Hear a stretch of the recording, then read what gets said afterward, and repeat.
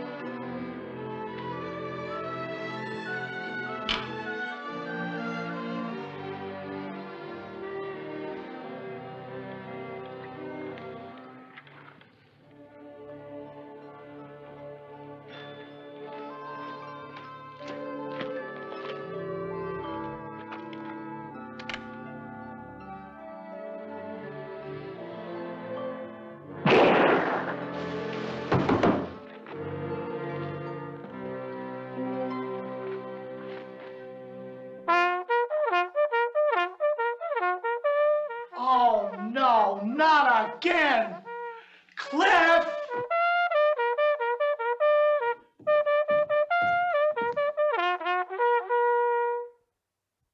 Let's go, Frank. It's time to fall out. I already fell out when you fired off that blasted rifle. Get out here. You're late for 6 o'clock formation. What kind of formation can we have with just you and me? The rest of the post has been gone a week. Or haven't you noticed? Well, what I noticed is you standing up there in your drawers. You ain't doing your duty. Duty? What duty?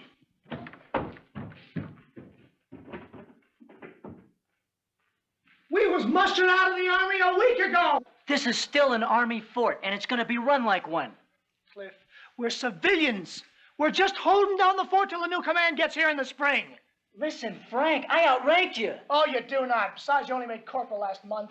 I'm still the highest-ranking non-com in this fort. Cliff, you're a custodian, a civilian custodian.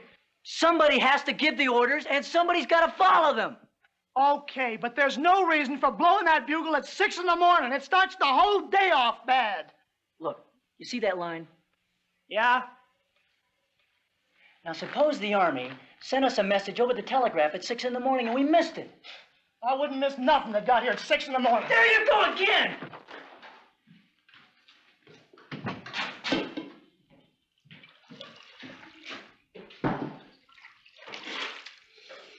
Cliff, we've been friends since we was a couple of skinny kids, but I tell you true, in the last week it's gotten so I can hardly stand the sight of you. Seems to me I'm the one who's been doing the putting up with around here. If you don't quit your nagging. Don't you go threatening me. You thought I just let you loaf around all day because we was friends, didn't you? Come on, admit it. Yeah, I did. I thought we'd fish and hunt and... Yeah, well, that's where you made your big mistake. I sure did, because we sure ain't. Yeah, well, ain't what? Ain't friends. From now on, you take care of yourself, and I'll take care of myself. Is that the way you want it? That's the way I want it.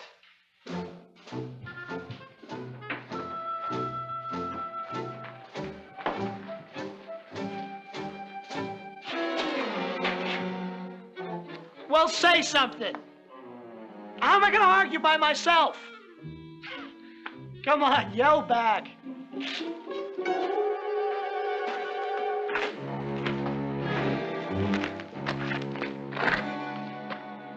Did you mean what you said? Which part? About us not being friends. Well, no. It's just there ain't nobody else around here to talk to. I guess it's got both of us a little edgy. I know. I can't wait for Saturday so I can go into Canyon City just to see Elizabeth. We're going to a dance at the Grange. Cliff, that's it. That's just what we need around here. A dance? No, a woman. A woman? You remember. Smaller than us, long hair, like Elizabeth. Well, what are we going to do with a woman way out here on an Army post? Oh, Cliff, if you got to ask that, you've definitely been out here too long. Oh, are we going to get to come way out here, 25 miles from town? I've been thinking about Elizabeth. Well, you can quit thinking about Elizabeth. She's a very nice girl. You couldn't get her to come out here. I couldn't, but you could. You best be careful what you say. Oh, come on now. Don't pretend you wouldn't like having her out here. Well, just what are you suggesting? The honorable state of matrimony. That's what I was afraid you were suggesting. Okay, let's settle this fair and square. One hand to poker. If I lose, I have to ask Elizabeth to marry me, right? Right. But what if I win? I'm risking my life. What stake are you putting up? If I lose, I'll have to do it. Marry Elizabeth? No. I'll have to go out and find me a wife. Understand? The loser has to get married. But what if I lose and Elizabeth turns me down? And you just have to keep on looking till you find a girl who'll have you. I don't know. It just don't seem right to ask a girl to marry you just because you lost a hand of poker. Well, she don't have to know that. You've been seeing Elizabeth for near a year now. Only natural you'd ask her to marry you. Besides, she's pretty. Deal. Jokers are wild. Wait a minute.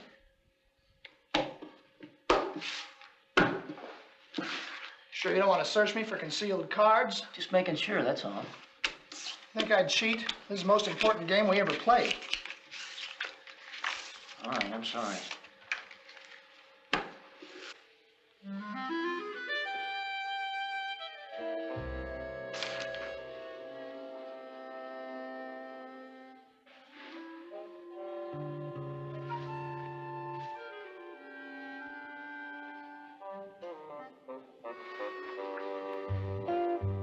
Three.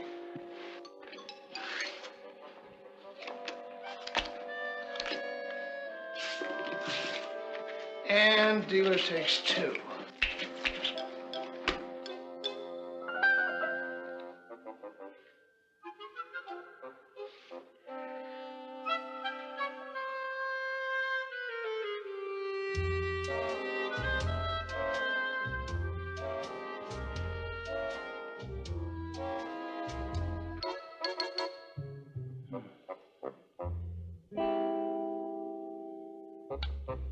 Okay. I got a pair of aces. A full house. I hope you'll be very happy. So do I. I can no longer stand to be apart from you these long, lonely days and nights, my dear Elizabeth. Oh, Clifford, what a lovely thing to say. Is it a poem or something? Let me finish, Elizabeth. See, these long, lonely days and nights. And so it is my fondest wish that you might do me the honor. Do me the honor. The honor of becoming my wife. What? I want to be your wife. I mean, he wants me to be your wife. I mean, Elizabeth, will you marry me? Oh, my goodness. Yes, yes.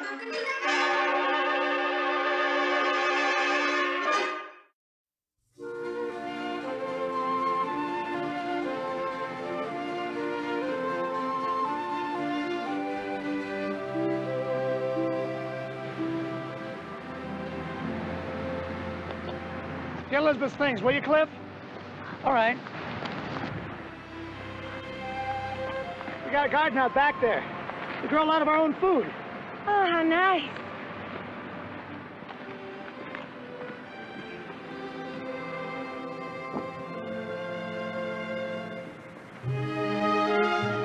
Sure is going to be fine having such a pretty lady around the old place. Thank you. Well, there it is, your new home.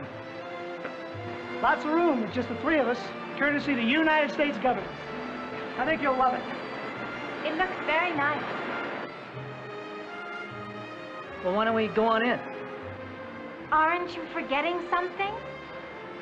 What? Oh, wait a minute. Cliff, the new bride's got to be carried over the threshold. Ain't that right? Oh, sure. Imagine us forgetting a thing like that.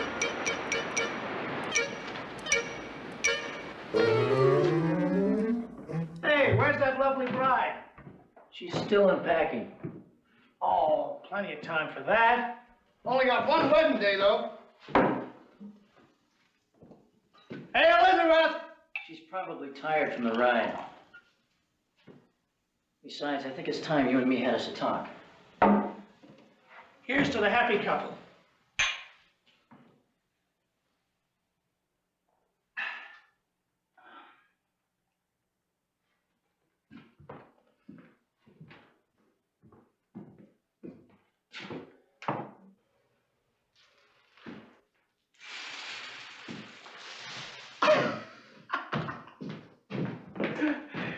Ain't it wonderful? We got us a fine-looking woman. Wrong. We don't got a woman. I got a woman. She's my wife. Well, anybody say she wasn't? Well, you're acting like she married both of us. Oh, come on now. Don't be so touchy. I'm just trying to show her she's welcome out here. She knows that, so you can stop. You make her any more welcome, and you and me may have trouble. Oh, now that's a fine howdy-do. You and me always shared everything. Not Elizabeth. This is a marriage, Frank. A genuine, official marriage. And marriage is for two people. You trying to say I'm in the way, Cliff? Yes. Oh, not exactly. Things are different now you got her, ain't they? Now I'm just extra baggage. You know, if it wasn't for me, you and her wouldn't be married at all. Now, wait a minute. You didn't do me no great favor. I lost that card game fair and square. That's what you think. You cheated? If I hadn't, you'd have won. And you wouldn't have had to marry Elizabeth. What? What's he saying? What does he mean you wouldn't have had to marry me? He's just had too much to drink, honey. Don't pay him no heed. I ain't either. It's a gospel truth. We played us one hand of poker. The loser had to get married and he lost. What? Oh. Oh, no. Oh, please, no. Honey, it ain't like it sounds exactly. You married me on a bet? That must have been very amusing for you two. Playing a game over a stupid girl. Oh, Cliff. Honey, wait.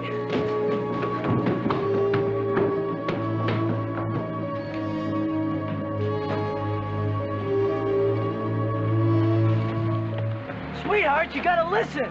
I've heard all I care to. You ain't heard the most important part. Which is? I love you. Love. What has love got to do with a game of poker? Well, nothing, I guess, except that it kind of gave me the gumption to ask you to marry up with me. You know, it might not be so bad to know your husband won you in a card game. But you lost. You never wanted to marry me. Yes, I did.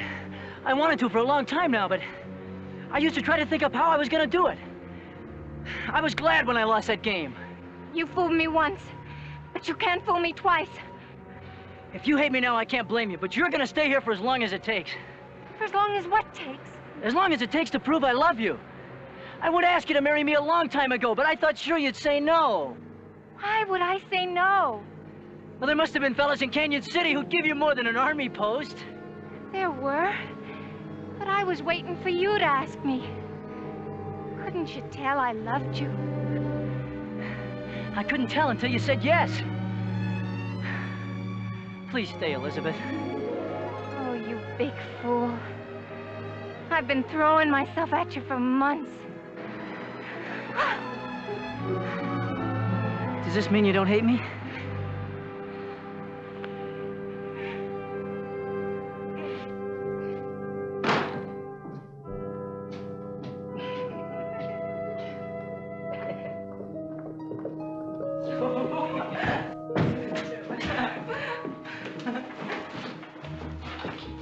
What are you doing, Frank? You're moving to the old sod house. A marriage is for two people. No, you're not. This house is big enough for the three of us.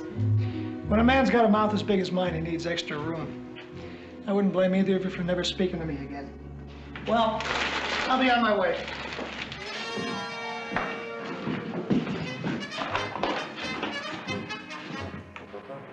I think Elizabeth's right. But I won't try and stop you. I know you once your mind's made up. But Frank, Now, Once I set my mind to something, nothing can change it, Elizabeth.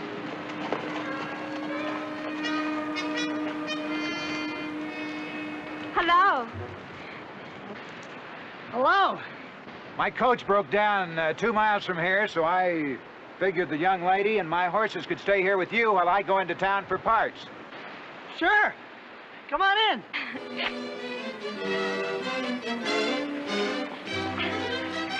Well, on the other hand, I guess I could stay till tomorrow.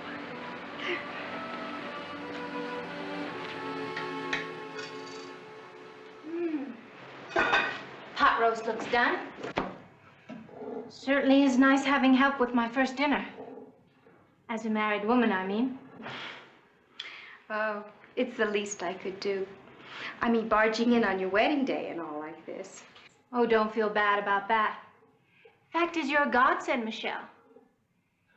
Seeming a little awkward with just the three of us. You married? No. I'm afraid the prospects weren't much where I came from. For a pretty girl like you. Most of the boys I grew up with left for greener pastures. Last week, I got a letter from my aunt and uncle in Canyon City, asking me to come stay with them. Oh, the Nielsen's. They your kin? Mm-hmm. Well, I'm afraid I just got the best man out here. I'm sure you did. But the next best you've already met. Frank. He's my husband's best friend. He seemed very nice. Like you, too. I could tell. Oh, I only meant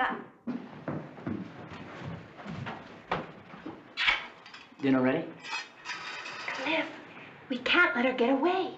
She's perfect. Perfect for what? For Frank. She's not married, no prospects. She can cook, and she thinks he's nice. Let's hope she doesn't find out the truth about him. Go wash your hands.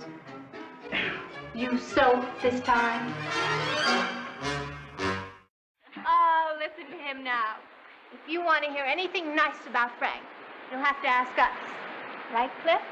Oh, yeah, Frank's got good teeth. Feel like a horse at auction. Well, it's been a busy day. If you'll excuse me, I'm a little tired. I guess it is getting a little late, isn't it? Well, good night. Good night. Night. Good night, Elizabeth.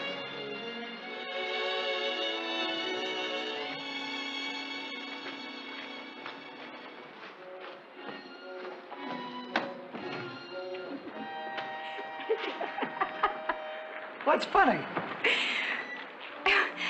Do you get the feeling there's some matchmaking going on here? You think so? You mean you didn't notice? When you told Elizabeth how much you liked her dinner, she made out like I'd done it all. And now your friend's gone and left us alone. I guess it is kind of funny. It's absolutely ridiculous. Well, I wouldn't say that. Oh, dear, I didn't mean anything against you. Oh, I thought maybe you meant that... That it was ridiculous that I'd like you.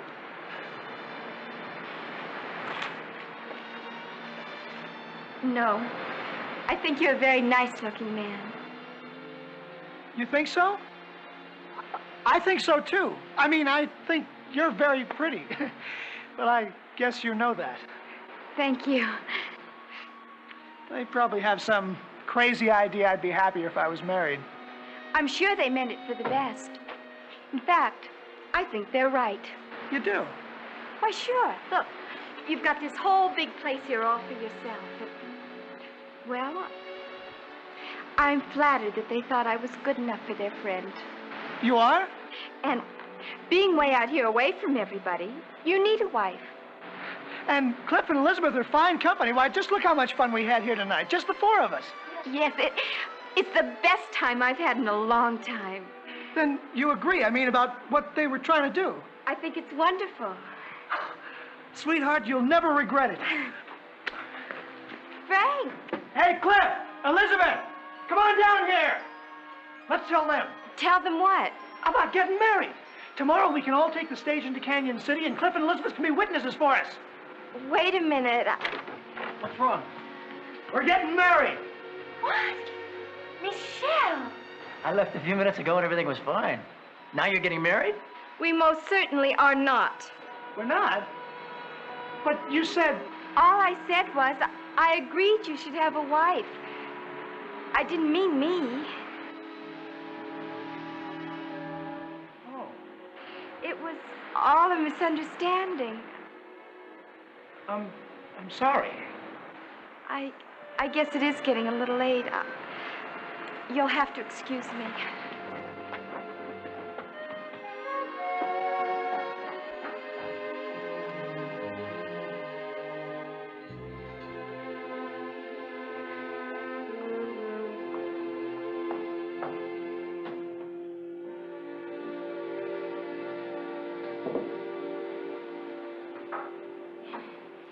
I got something to say. Yes? I'd just like to say, I'd like the jam, please. Oh.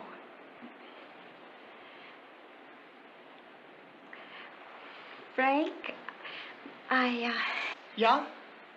I'm going to be leaving soon.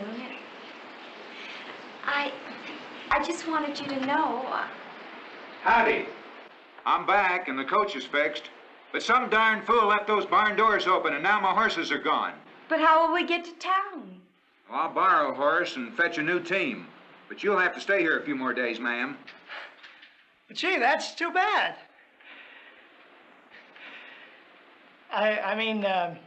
Gee, that's too bad. Sure is, because it looks like they was left open on purpose. I suppose you're responsible for this little accident. What? You let those horses go, didn't you? Just to get even with me for last night. Now, wait a minute. Frank didn't do it. Who else would do such a thing? Really? Just because I wouldn't marry you. Frank didn't do it. How can you be so sure? Because she knows who really did it. Me. You? I put him up to it. You were getting along so well. We didn't want you to go. And we thought if you just got to know each other a little better, you might patch up what happened last night. Well, I guess we've meddled a little too much. But it was only because we liked you. And we wanted you to stay. Please forgive us.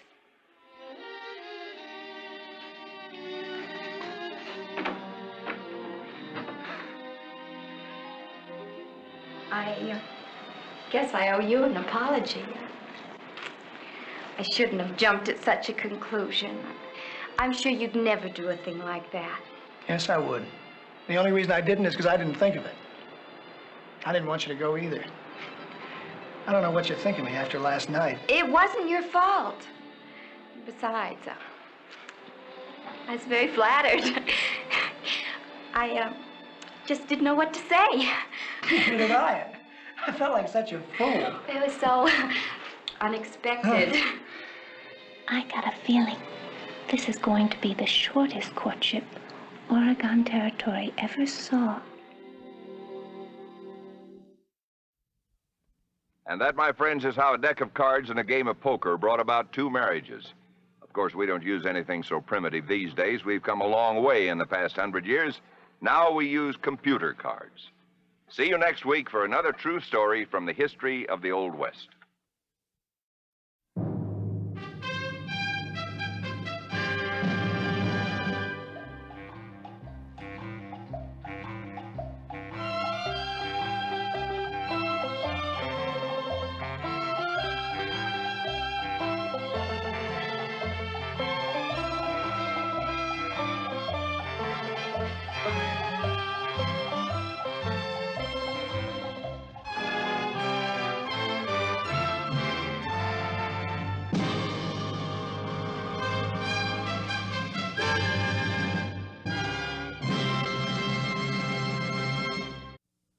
In 1873, Panamint City, California was a town where skullduggery was a fine art. If a man wanted something, he'd go after it, face the consequences later. Such a man was Senator William M. Stewart, who who wanted a ledge of silver owned by two young outlaws. The senator and the bandits were a standoff until one side taught the other how to beat a bad man.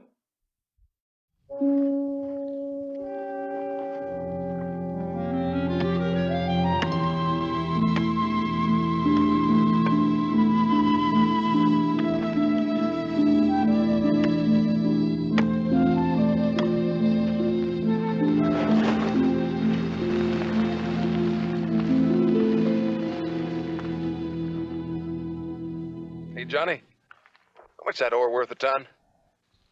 About $700. But you gotta dig it out before you can sell it. Yeah, I know. I've been watching. Well, let me know when you dig about $10 worth, will you?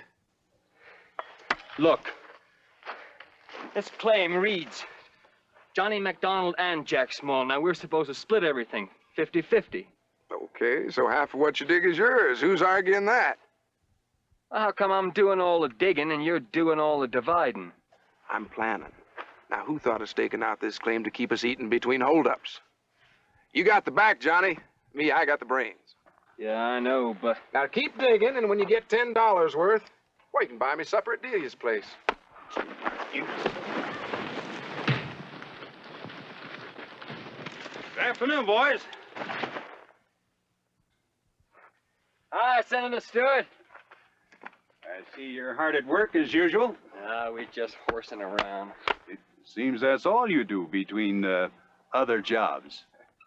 Well, you know, you got a big mouth, Senator. I know. It serves me well in the Nevada Senate. Yeah, well, in case you didn't know, Death Valley ain't Carson City. I noted the difference. But, no matter. You own a ledge of silver. I own a smelter. Oh, we've been through all that a couple of times before, Senator. I know. I've ridden out with a better and final offer. Now, what do you want our ledge for? I mean, you're already sitting on a ton of silver you can't ship out. Thanks to men like you, yes.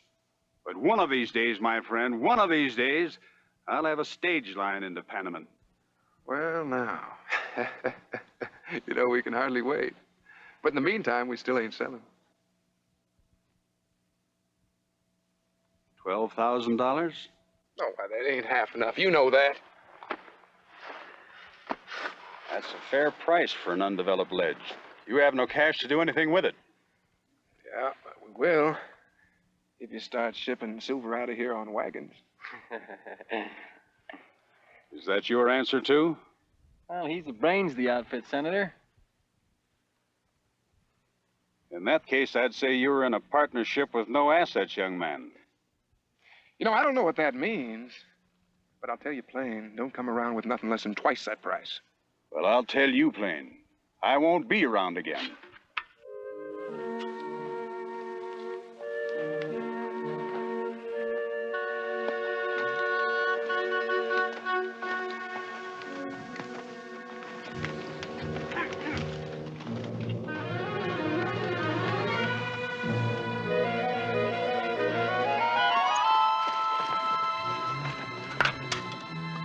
Oh, he ain't a bad sort.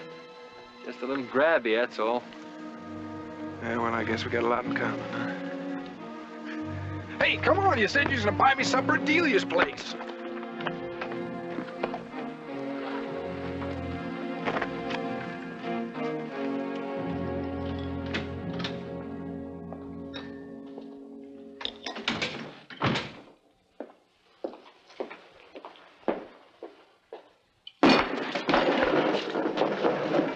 That isn't typical.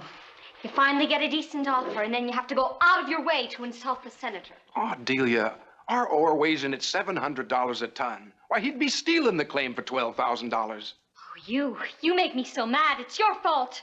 It's always your fault. We was both there, Delia. What'd Jack do so wrong? What he always does. He influences you. He lives your life for you. He thinks for you. Now, wait a minute, Delia. I was doing my own thinking when I asked you to marry me. Get out of here! Both of you, just get out! Well, I ain't taking that from no woman. I'll see you later, Johnny.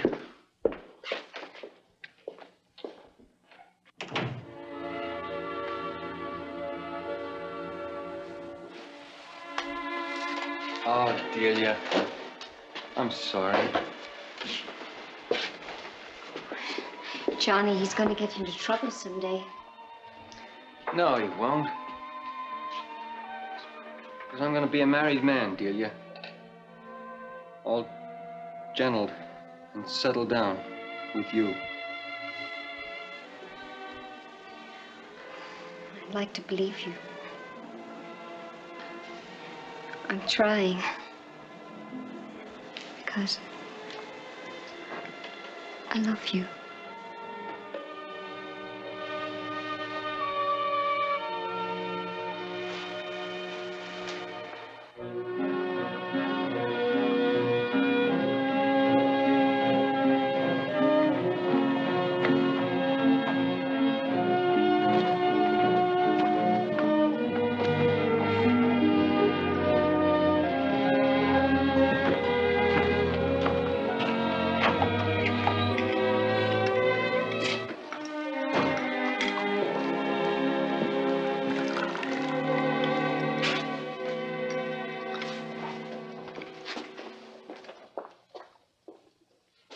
Yes. Coffee, please. Miss, do you know where I can find Johnny McDonald and Jack Small? Are you a friend of theirs? Not exactly. I've got a little business to discuss with them. What kind of business? Money business, you might say. Oh, well, then you must be a friend of Senator Stewart's. Yes, I know the senator. But why all the questions, Miss... Donahue. Because Johnny and I are going to be married. I see. Then you know where he is. Well, they're supposed to be working in the buttes south of town. Well, thank you very much, Miss Donahue. You'll probably find them, but if you don't, can I say who's asking? Hume, James Hume. They'll be expecting me.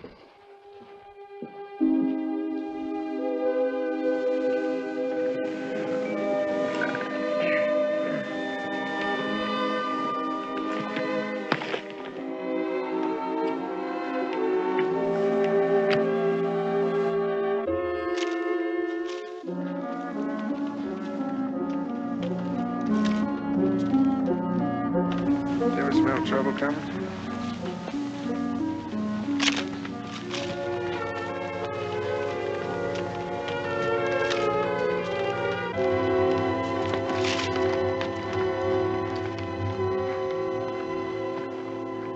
You looking for us?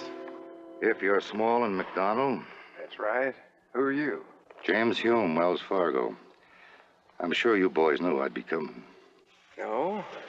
No, we didn't. You know, we're a long ways from Owens Lake. Ain't that the closest your stages come to Panamint City?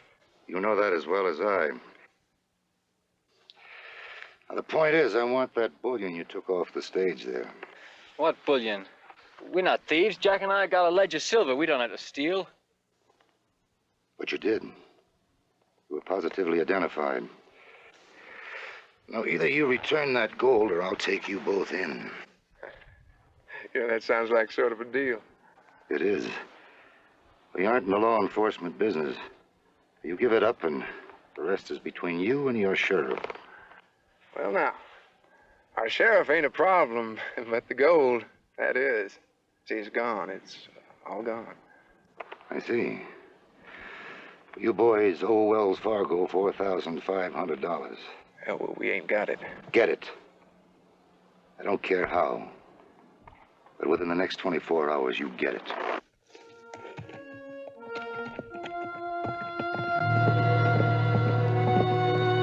Well, I'm leaving town.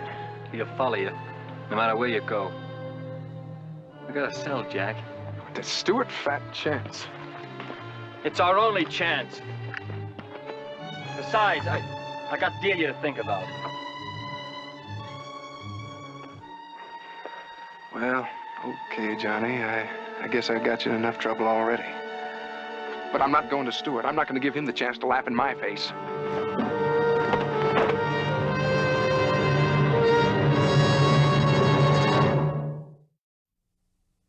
I knew he'd get you into trouble. I knew it when that man came here looking for you this morning. Delia, it's done. It's nobody's fault but my own. What does he mean it about selling? Oh, it galls him, but he'll do it. Provided he doesn't have to take any guff from the senator. Well, he had to take plenty of it from Jack. Who's going to him? You? Well, he's just as angry with you. He's not mad at me. I'll talk to him. Delia, you're better than I deserve. They're arrogant, insolent young pups, both of them. They got themselves into this mess. What makes them think that I give a hoot how they get out of it? Because you're their only hope. I can't defend them, and they'll go to jail unless they pay back the money. Well, why should this matter to you, Miss Donahue? Because I'm going to marry Johnny McDonald. Oh, I'm sorry. I didn't know. It doesn't matter. Nothing matters. Except the money.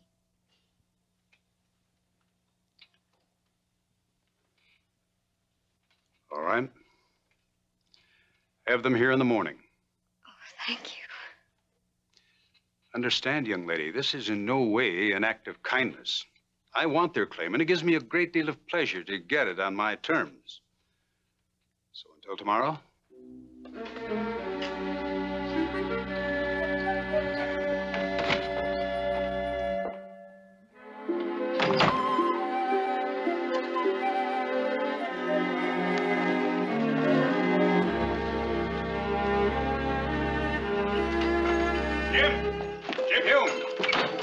Well, good afternoon, Senator. I heard you were here. I was hoping it had to do with a new stage line coming in. Well, I'm sure you know by now that I'm here on other business for Wells Fargo. Yes, I know. The kind of business that makes it impossible to even consider serving Panama. I can't tell you, Jim, how much I need those wagons. Yes, I'm sure you do, but this town is 75 miles from our depot at Owens Lake. But you served longer routes. Yes, we do, but Panama City isn't on the end of the line. No, I'm sorry, but this town's got a reputation all over the West. It's all bad. Oh, I'm sure, Jim, that... Can't take the risk. Jim, what would you say if I told you I was going to be forced to haul silver out of here myself? I'd say lots of luck, Senator.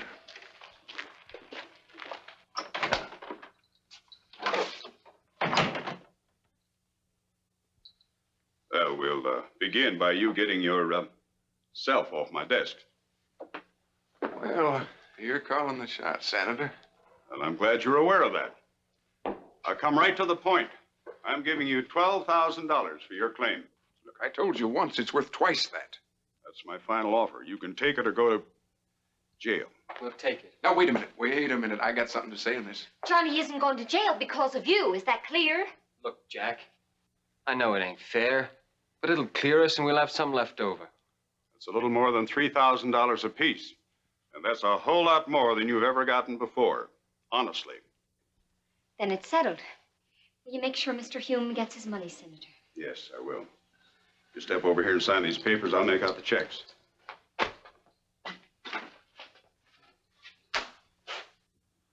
He's gonna pay for this, boy. Is he gonna pay?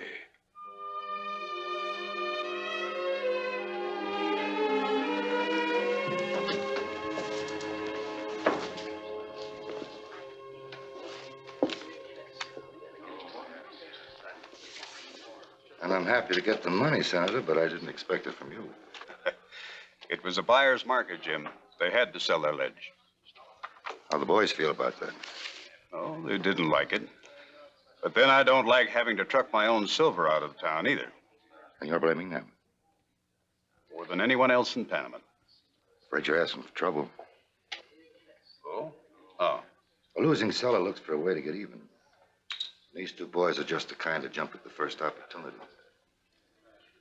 Well, that's a chance I'll have to take.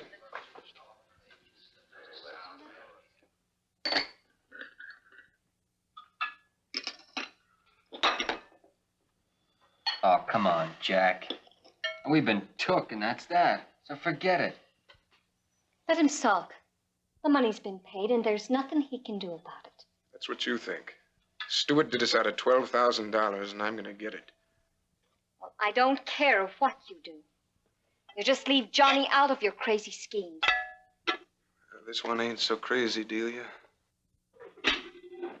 I don't want to hear about it, and neither does he. Do you, Johnny?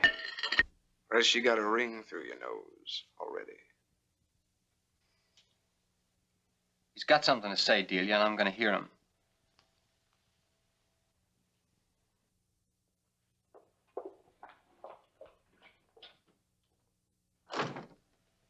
Now listen, the word's around that Stewart's going to haul his own silver. Now, wait a minute, Now, wait, Jack. nothing.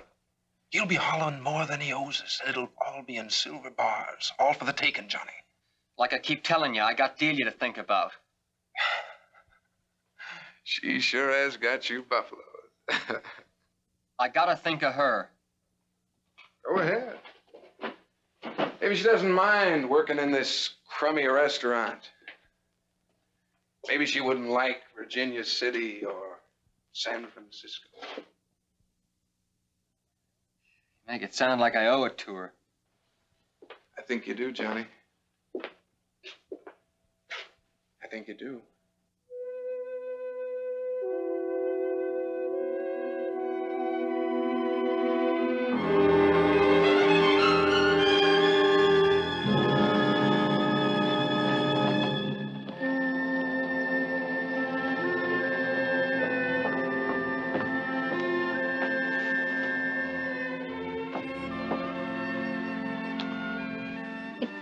It looks like you're going away, Johnny. I am, for a few days. I'm doing this for us, Delia. Does this have anything to do with the Senator's silver wagon leaving tomorrow? Might. You said you didn't want to hear about that. Don't. Don't tell me. Listen, Delia. I'll send for you. We live in Virginia City or in San Francisco. Call that living? With the law after us? You live that life. By yourself. You know what you're doing. Yes. Do you, Johnny?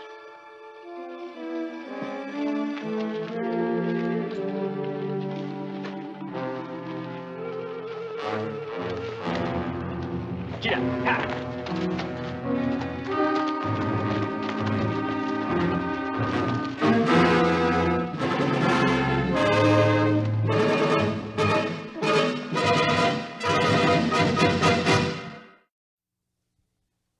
As I told you before, Miss Donahue, they're young, arrogant pups. I know. But I love Johnny. And I couldn't sleep last night thinking he'd get killed. Oh, your concern wasn't that they might kill me. I didn't know you were going with the wagon, Senator. I couldn't very well ask a driver to take a risk that I wouldn't take myself. But you did the right thing in telling me. Did I? Yes. Well, I don't really know what they're going to do. Well, I do. Your young man needs to be taught a lesson that he'll never forget. He'll learn it today.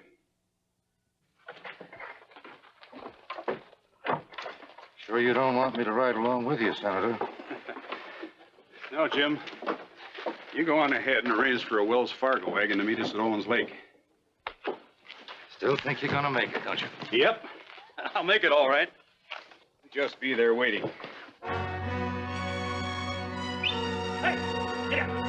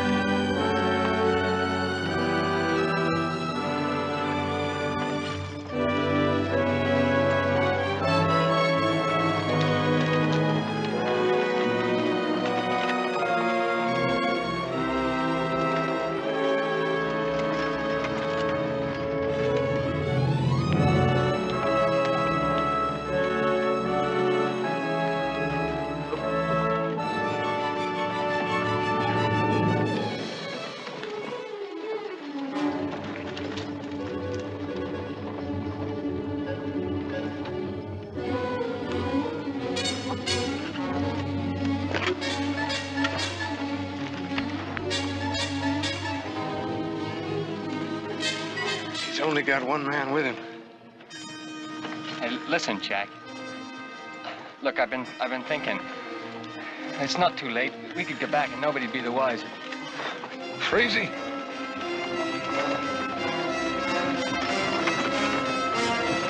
Come on.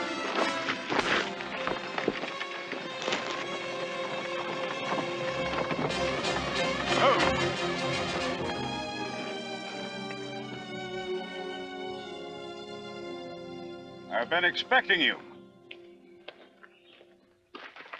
Throw down that shotgun.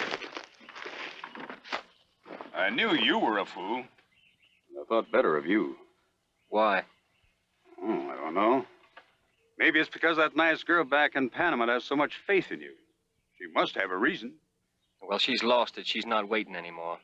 I left her in my office 3 hours ago. She's waiting. Well, that's a neat try, but it won't work. Undo that tarp, Johnny. Look, Jack. Now stop arguing. Snap to. You're not man enough to make your own decisions, eh, Johnny? You know, I like your girl. Maybe she's better off rid of you. This is no good, Jack.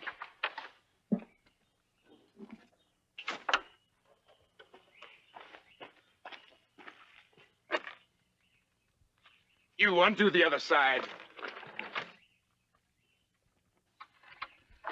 Take all you can carry.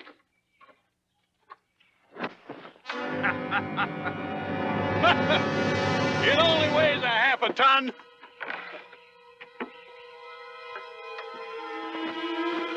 Why, you miserable buzzard.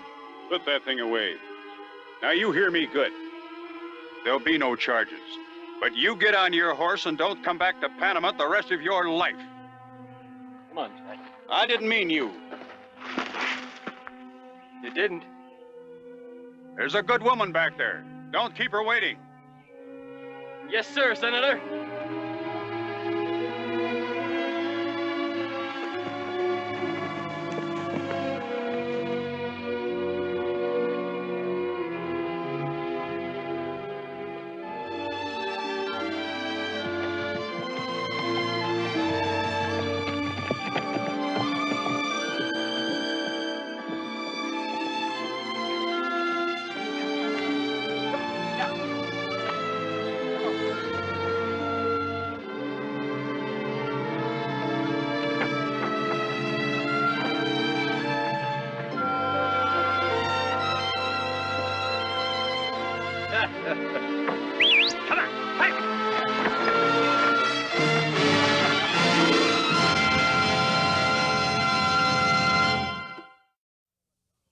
Johnny McDonald was never again tempted to steal. And as long as Panama City's bonanza lasted, Senator Stewart's wagons rolled safely to Owens Lake with a single ball of silver. Next week, another true story from our western past.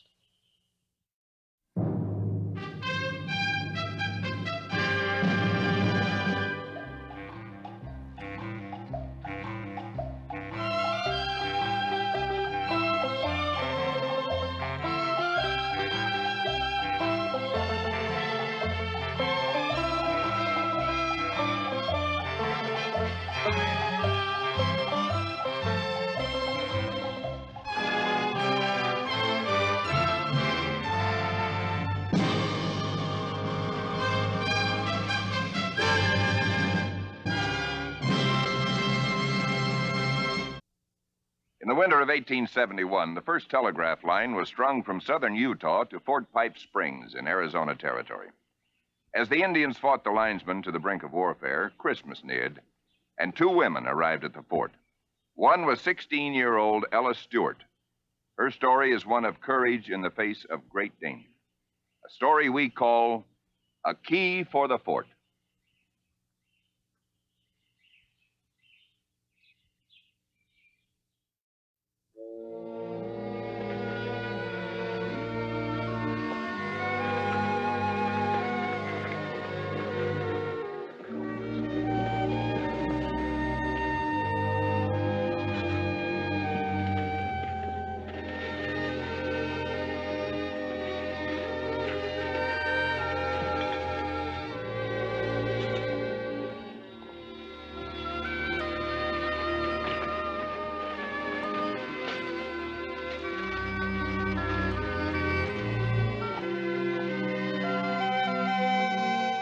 up, boys. We want it strung by nightfall.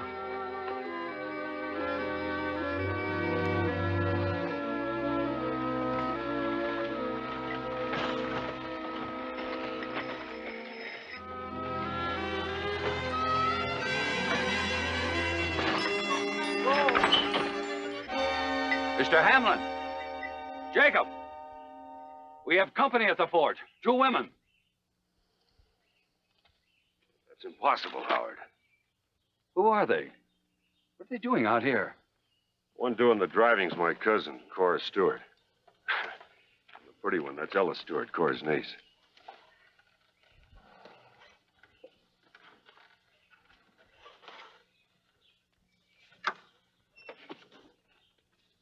What they're doing here is another matter.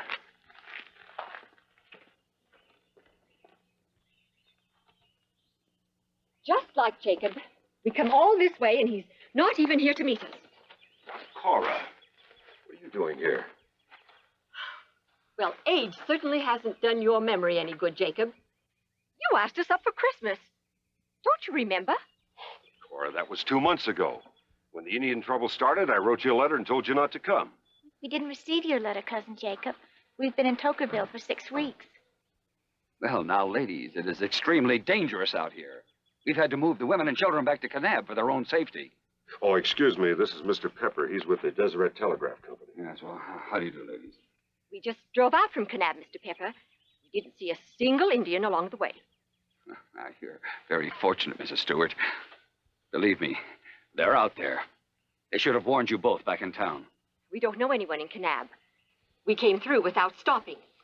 Well, you're here, and it is nice seeing you again, Cora. Besides, you can't leave until it quiets down a bit. And Ella. Son, will you give me a hand here, please? Well, I was sorry to hear about your mother. Thank you. I hoped that perhaps this Christmas it would have been a much happier one. We're going to try.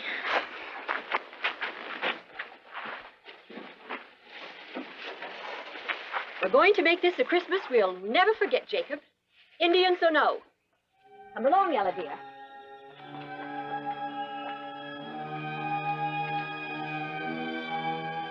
Pray she's wrong, Howard.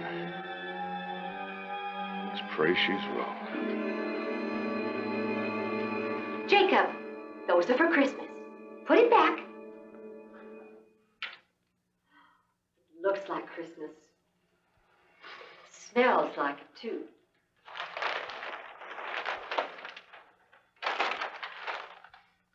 Ella, the mince pies.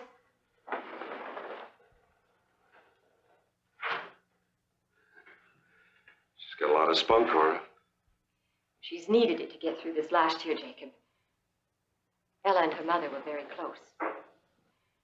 Jacob!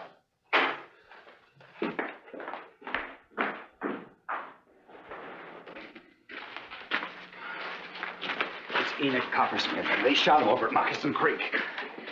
Take him upstairs, Mr. Pepper. Yes, ma'am. Careful. I'll get some hot water and bandages. You're some nurse, ma'am.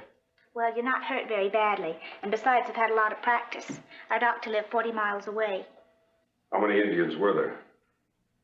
Blackwing and 2 others, sir. I sure didn't expect them so close to the fort. Yeah. It was probably after the cattle we used to keep down at the creek. You just let them come and take what they want, Jacob? No, Cora. But I'd rather feed an Indian than fight one. I see no sense in feeding savages who cut your lines and pull down your poles. Cora, I see you know nothing at all about Indians.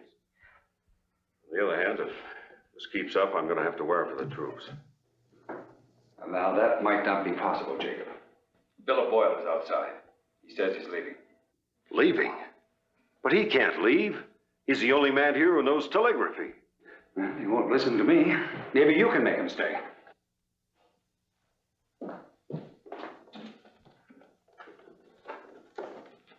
Mr. Hamlin, after what happened this afternoon, nothing could make me stay.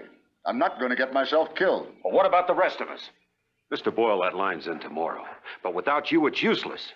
All of you better get out while you can. Come with me tonight. If we leave now, those Indians won't leave a pole standing. We'll have to start all over. Suit yourself, Mr. Pepper. Me, I got a wife and 3 kids. I ain't no good to 'em dead. Wait a minute, Boyle. What makes you think you're going to get to Kanab? The women made it out. I'll make it back. Goodbye, gentlemen. Let him go, Jacob. Let him go. We'll manage. You're gonna need a Christmas miracle. The nearest man that can send code is 3 days away. Maybe the nearest man is 3 days away, but there's a woman here who can send it. You, Cora? Ella. Ella? But she's only a girl. What's that to do with it? She's a telegrapher. The reason we didn't get your letter, Cousin Jacob, is because I was in Tocqueville learning telegraphy for Mr. Pepper's company. Wait a minute. Are you E.L. Stewart? Eliza Luella Stewart, sir. You hired me to run your Kanab office when it opens. I hired a woman? Like it or not, Mr. Pepper, she's here and she's capable. Howard, you've got your Christmas miracle. Yes, well, I guess I haven't much choice. All right, Miss Stewart, but remember, the arrangement is only temporary. Yes, sir. The morning when the line is up, I want you to send to Salt Lake for another telegrapher. Yes, sir.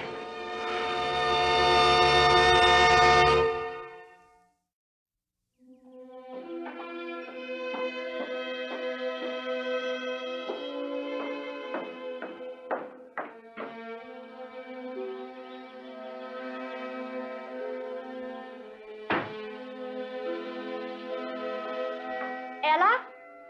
Ella? You up there?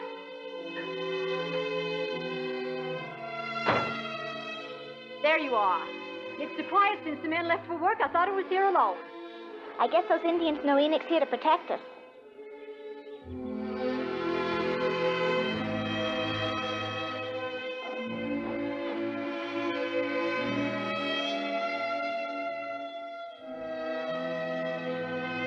My fruitcake batter's ready, but I'm out of currants. Is Enoch able to fetch some from the root cellar? He thinks he is, but he's still a little weak. Well, then I'll just have to make do. But fruitcake just doesn't taste like Christmas without currants. Oh, I can get them, Aunt Cora. They're just in the cellar out the gate. No. Oh, Jacob told us not to go out for anything, Ella. Enoch has a gun. He can watch me from the veranda. Well, I suppose it would be all right.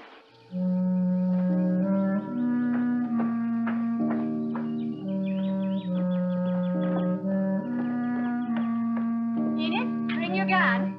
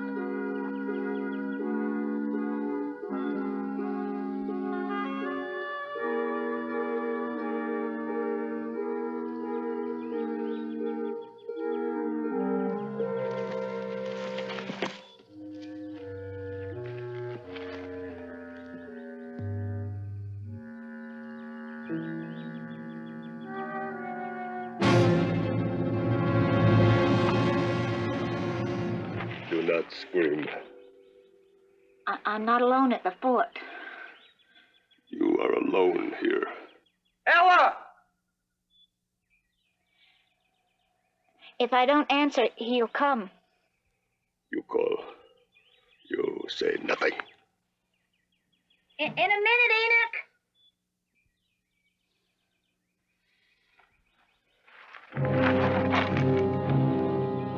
Oh, you're sick?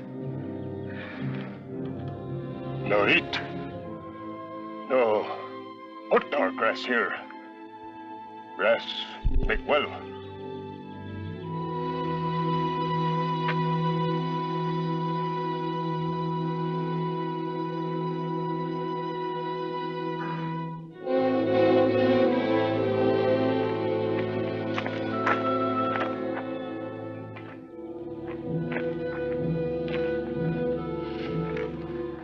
You are sick. Please let me help you. No. You killed Blackwing. No, your men can take the food and go, but you're too sick to eat.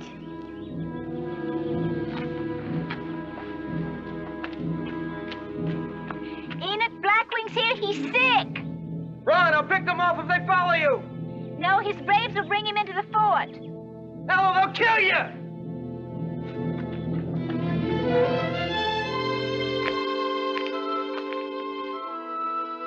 Blackwing, come on. You'll be safe.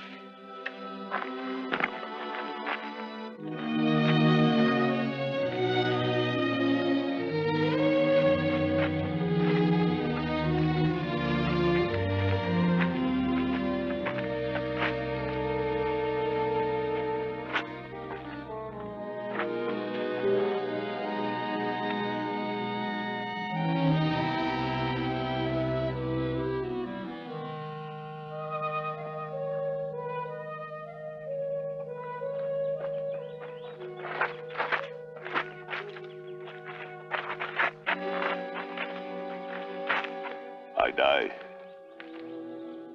Many braves come. Many braves. Aunt Cora, please get some food.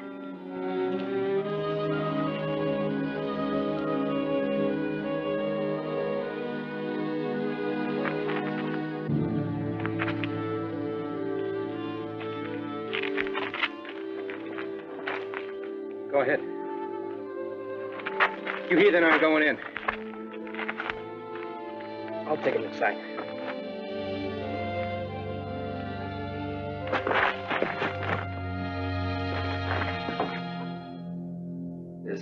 This is a very foolish thing you have done, Miss Stewart.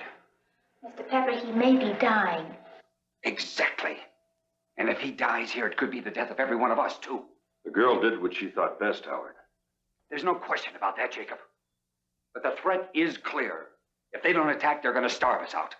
Oh, I wouldn't worry about that. We've got enough food inside to last for weeks. And besides, Ella wired Provo for the troops.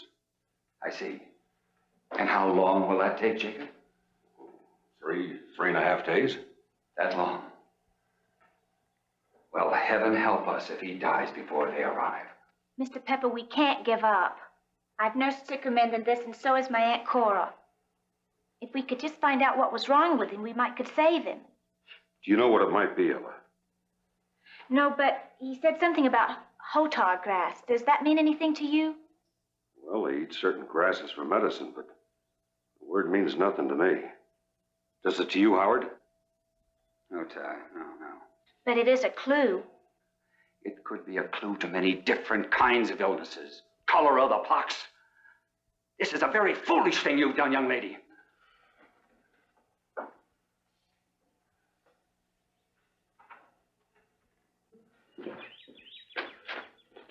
Well, are the polls standing? Yes, sir. No sign of the Utes. You can feel them out there, though. They seem to be waiting.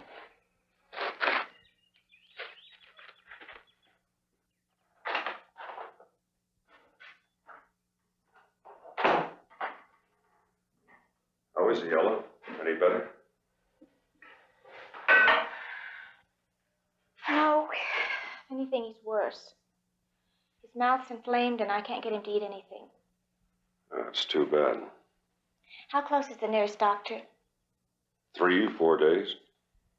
No, I mean one that I can reach by telegraph. Well, that would be Provo or Salt Lake City. Why? Because I can wire his symptoms and get a doctor's advice. Now, why didn't I think of that? Sure. Well, I don't know what we'll do for medicine, honey, but it's a lot better than sitting around watching him die.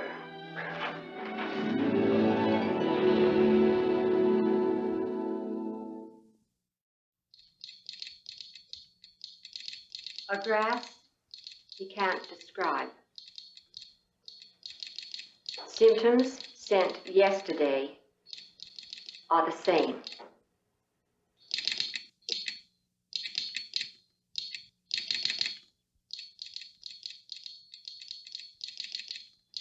No improvement noted.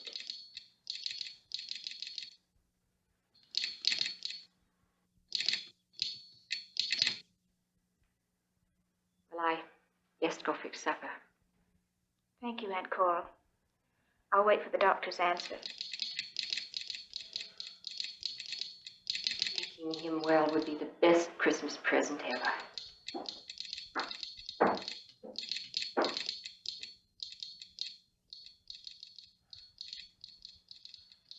What is tick, tick, tick, tick? It's a telegraph, a machine. It sends words over wires.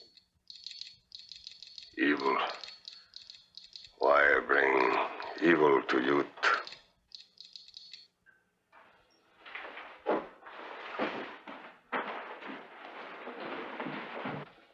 The telegraph may save your life.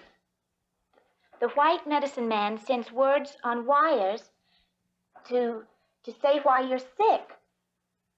Why sing, Doc? Yes, the wires do sing in the wind, but they also hum with words. Show me. Show Blackwing.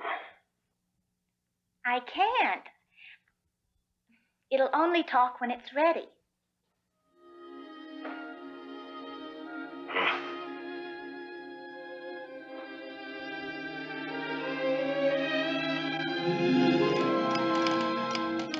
Quiet, Doc.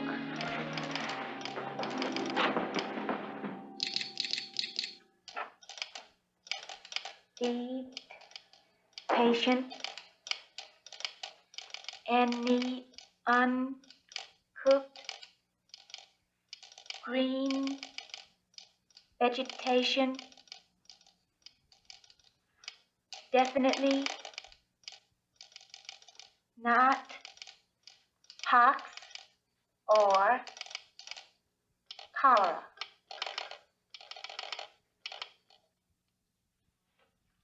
Aunt Cora, where are you? In the spring room, Ella. He has scorbutus, Aunt Cora. Can we catch it? No, it's not contagious. Scorbutus is scurvy, Enoch. You get it from not eating right. Blackwing knew that grass would make him better. Yes. But what he did know was that any uncooked green plant would have cured him.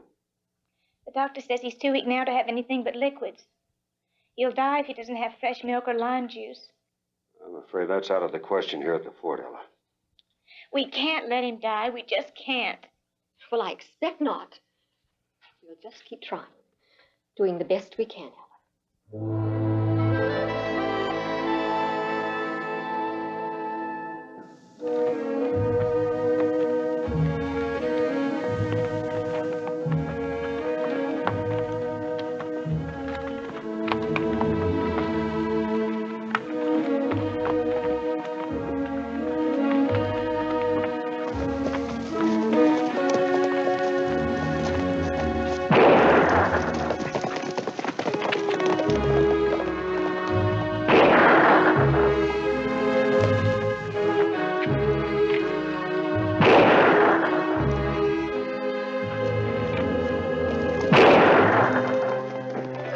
Enoch, get the women inside. What's the trouble out here? The Utes cut the lines and cleaned out the root cellar. I tell you, Jacob, this is only the beginning. Any word on the troops coming down from Provo? No, it's snowing up north. There's no telling when they'll arrive. Oh, how's Blackwing? There seems to be nothing we can do for him. Nothing.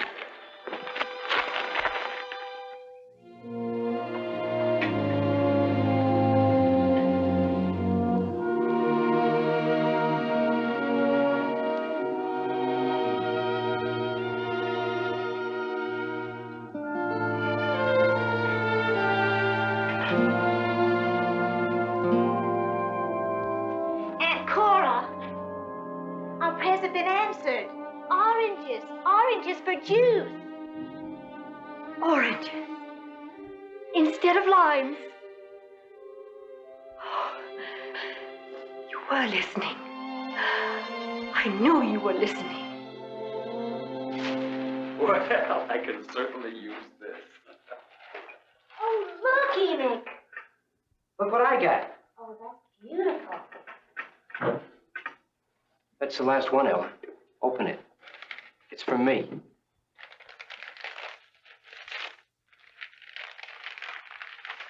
Oh, Enoch. A necklace of cedar berries. Oh, how lovely. I made it myself. The Indians give them in friendship. And I take them in friendship. Well, I said from the beginning, this would be a Christmas we'd never forget. Yes, you certainly did, Mrs. Stewart. Oh, by the way, is Black Wing able to leave yet? Thanks to Ella. His people are coming for him this morning. Ella? There's somebody outside who wants to see you.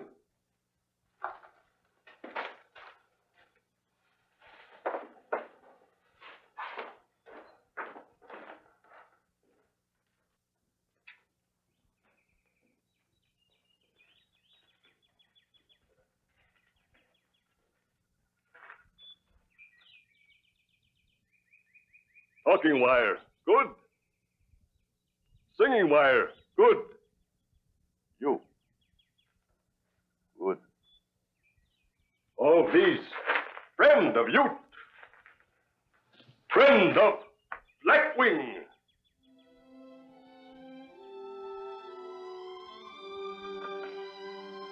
Sure. I'll make another.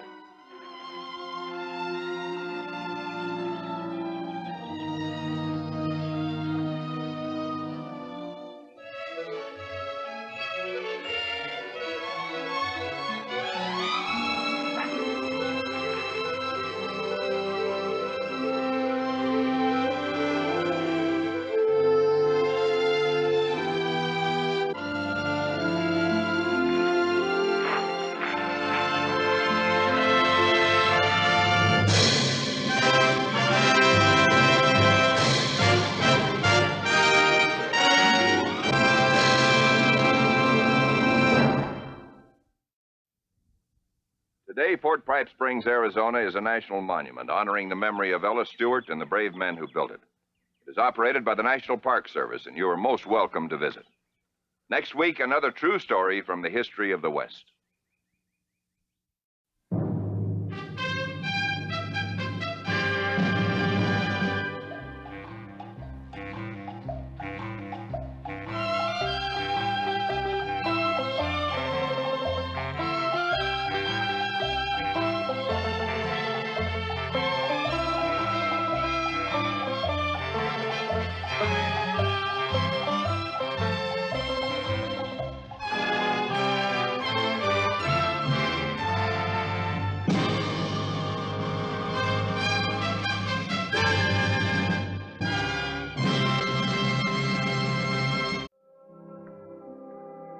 It took a big man to carve an empire out of the wilderness, and Long John Warner was tall enough for his task. His ranch covered the whole California Valley that is now known as San Jose. But in 1851, it suddenly became the Valley of Danger.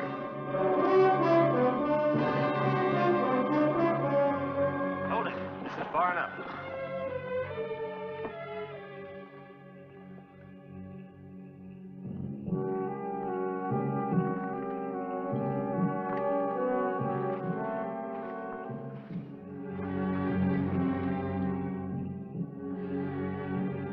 All right, go.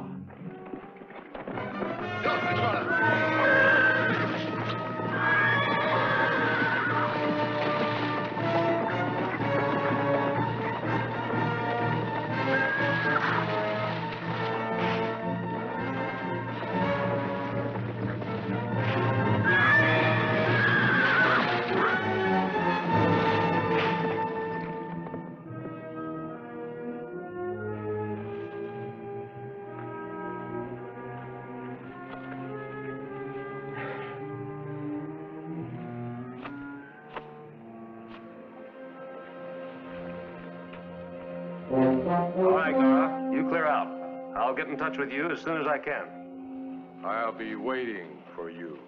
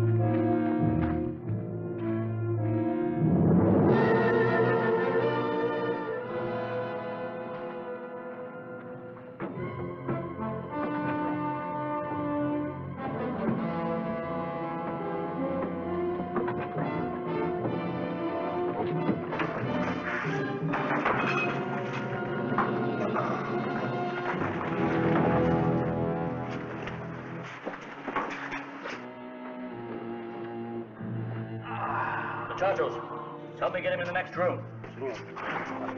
Careful. Easy. Edith, get some water, quick. Easy.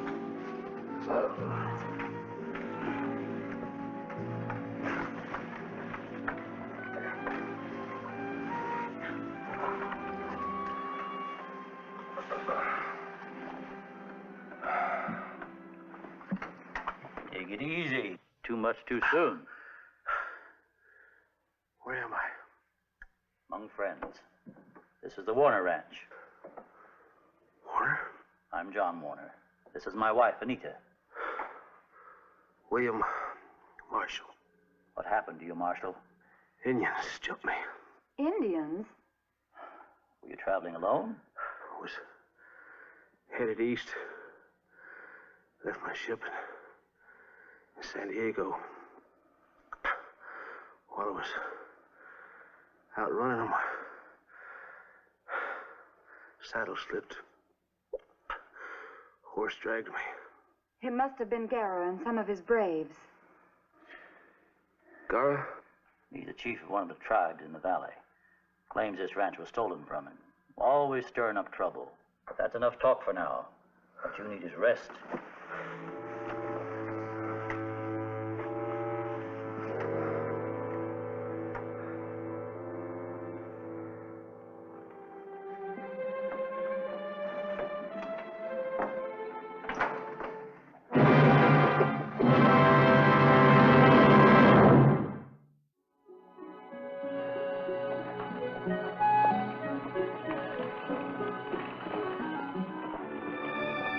Hello, dear. I'll be with you in a minute. How's our patient today? I want you to go and see for yourself. Go on.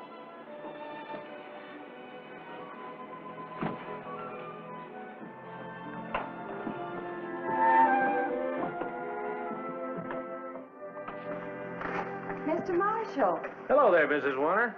I didn't expect to see you up and about so soon. Well, 2 days rest is like a month's vacation to a sailor, ma'am. Oh, I think you are much more than you appear, senor. What do you mean?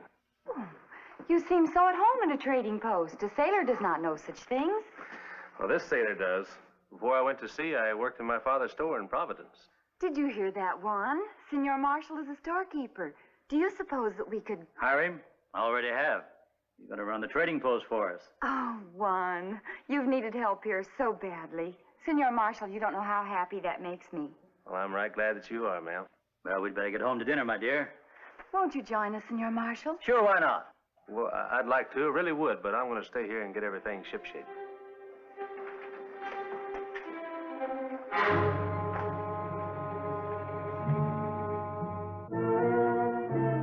No, Chief Gara. You've got to wait until I find where Warner keeps his gold. Now, that was our deal. When you think you'll find? Well, I don't know. But not long, I hope. But he may have hidden it anywhere in his 44,000 acres. Thy braves grow restless. They are eager to get back their sacred hot springs. And you will get it. I promise you. Together with all of Warner's cattle for good interest. But there will be no attack until I give the word. Besides, you wouldn't have a chance until his vaqueros are away on the roundup. When they go? Week or two, I understand. All right. I wait that long. No more.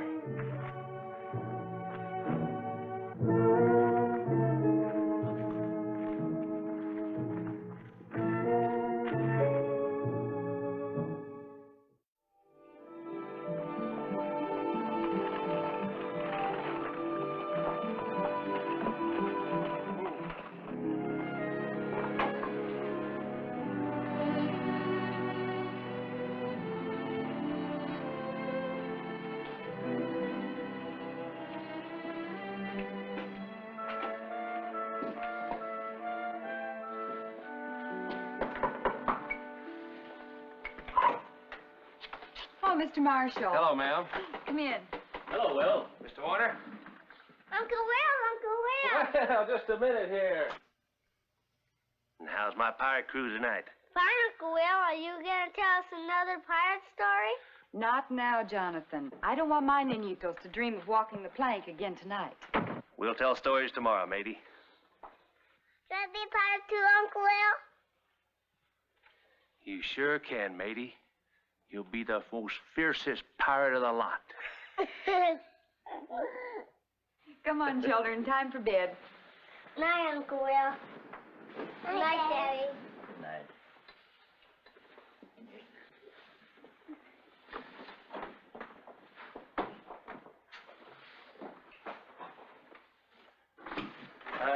I brought some supplies Mrs. Warner needed. Oh, thanks, Will.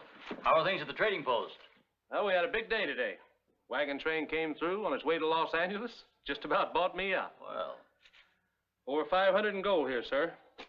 Too much to keep at the post. Will, you're doing a fine job. I'm glad I've got someone I can trust. Well, I was just trying to pay you back. The only way I know how, for all you've done for me. Modest, too. I like that. Your bonus, Will. Bonus? 5% of the take from now on. I don't know what to say. Well, I'm the one who should say it. Thanks.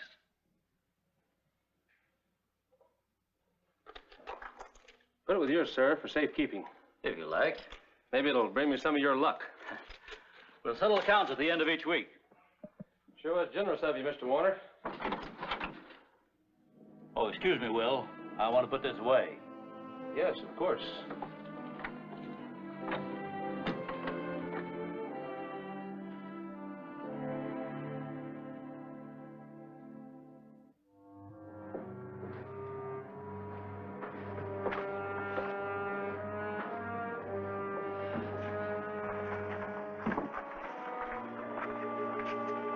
Well, what do you want? Come from Chief Gara. Well, what does he want? Gara wait no more. Him say too many moons pass. One fight, one Largo now. You tell your Chief Gara he's got to wait till I find Warner's gold. Understand?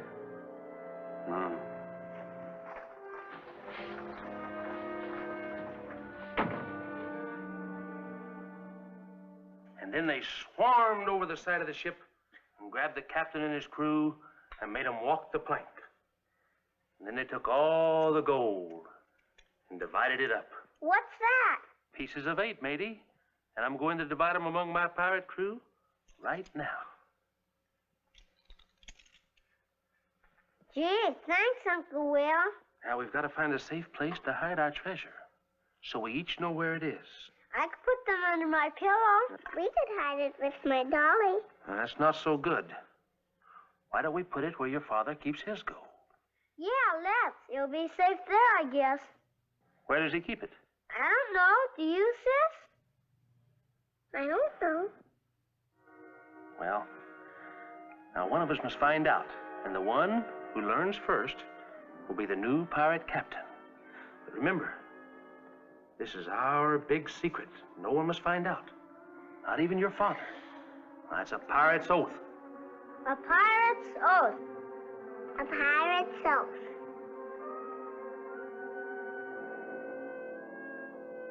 Good night, Mama. Good night, darling.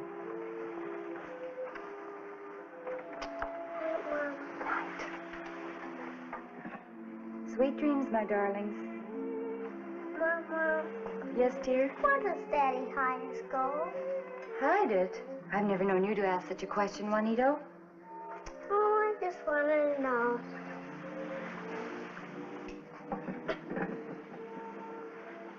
I've never known you to talk or even think of money before. It's a big secret. We've never kept anything from one another, Juanito. Don't you trust me? But I promised, Mama. Promised whom? Uncle Will. What did you promise? Promised we wouldn't tell Daddy.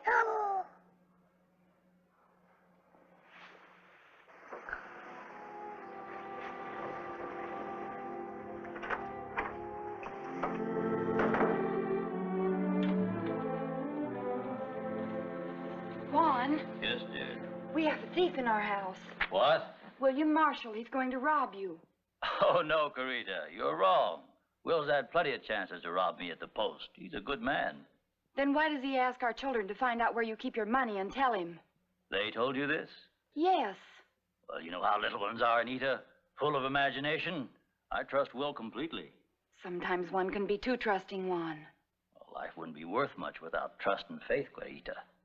Nevertheless, I feel this man means great harm to us. You've been listening to too many of Will's pirate stories.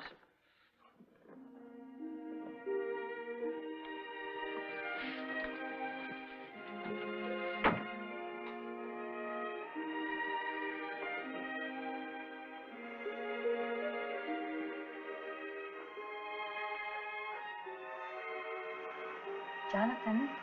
I'm not asleep, Mama. I was just thinking about being a pirate captain. Maybe I can help you play your game with Uncle Will. I'll tell you where Daddy keeps his treasure. You will, Mama? Honest? Down in the wine cellar, there's an old Spanish chest. Spanish chest. Daddy keeps his money there.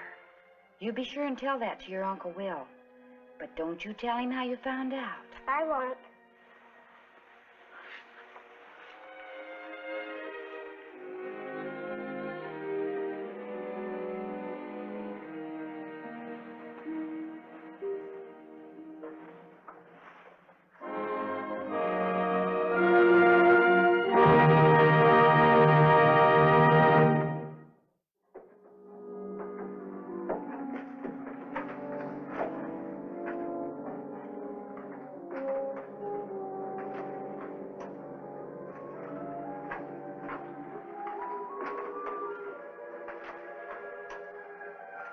Here it is. It sure is. Here's our treasure chest, just like you said. Good work, me hearties. Looks like a real treasure chest, too.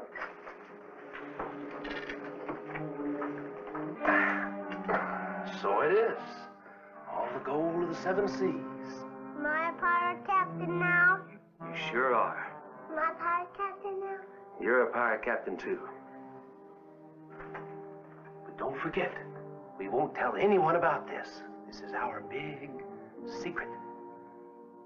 Now, get on back up to your room, because I've got to get back to the trading post.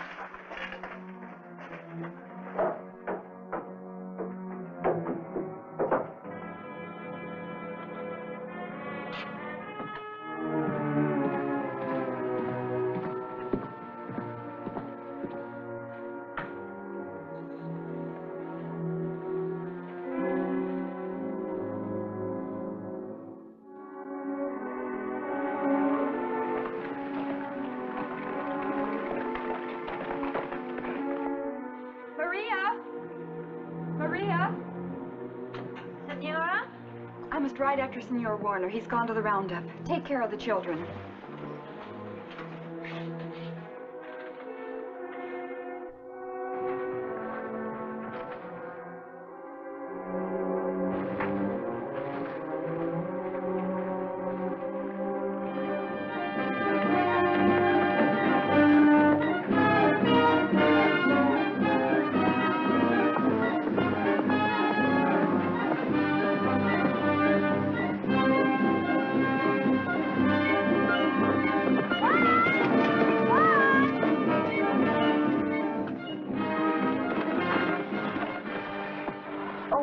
Thank heaven I found you. Anita, what's wrong? Senor Marshall, he is after your money. Are you sure? I set a trap for him and he gave himself away. He thinks he knows where your money is. The minute he found out, he rode down the trail towards Gara's camp. You think he and Gara? Oh, yes. I'm sure of it. Oh, Juan, you've got to believe me. Julio, ride for the vaqueros. Bring back every man you can find. Muy bien, patron. Let's get back to the raft.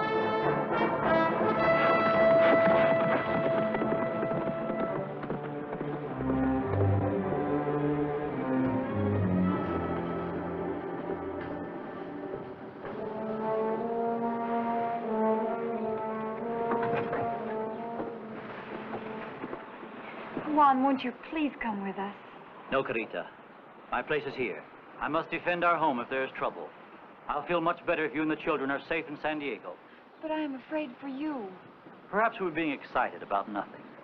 I still can't believe that Marshall is anything but a friend.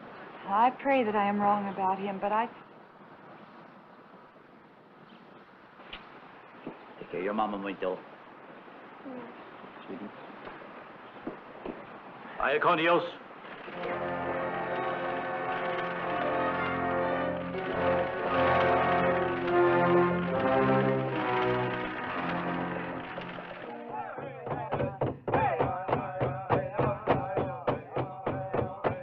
Oh, fine gold. Much gold. It is time to strike. We strike at sunrise. All of the vaqueros are away on the roundup. Only a few men are at the ranch. It will be easy. I wait long time to kill Juan Largo. They've wanted to me. You worry about the others. Send scouts to watch the vaqueros and all the trails leading to the ranch. It will be done.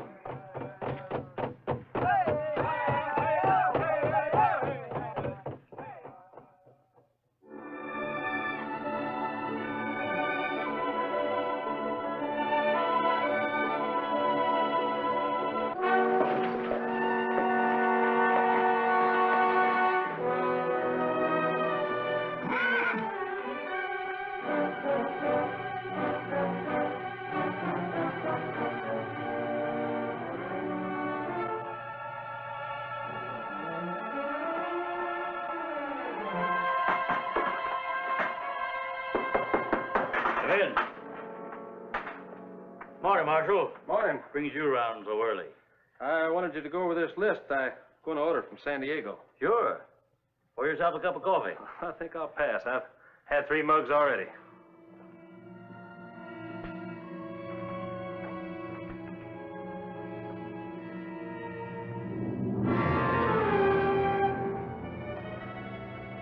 Marshal, why don't you sit down? Expecting someone? Why, no. Why do you ask? My wife said that last night, instead of riding toward the trading post, you took the trail to Garver's camp. Well, sure. I took the trail for ways. I've been curious to see those hot springs of yours I heard so much about. Marshal, I hope you're telling the truth. Any reason to think I ain't? Nothing positive. Nita has the idea that you're here for some reason other than working for us. And, what's your idea? That she's right. Not so easy to fool a woman, is it?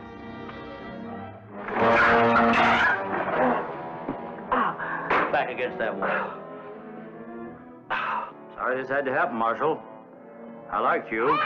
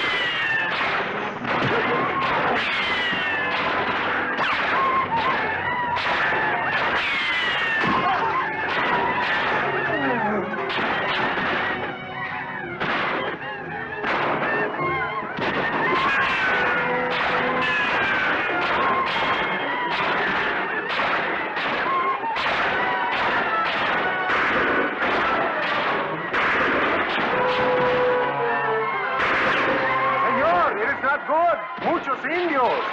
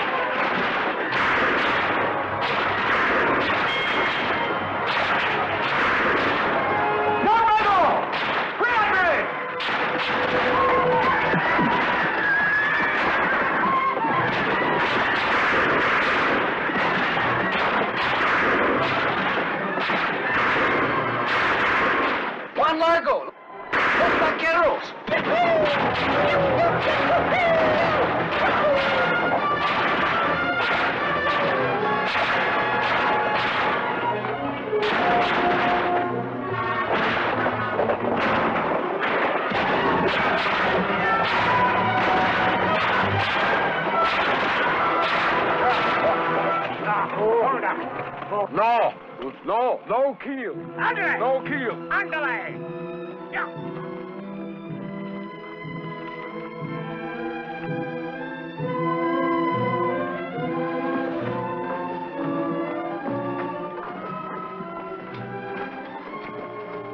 Sir, I'm sorry it had to come to this, but it was your own choosing, not mine.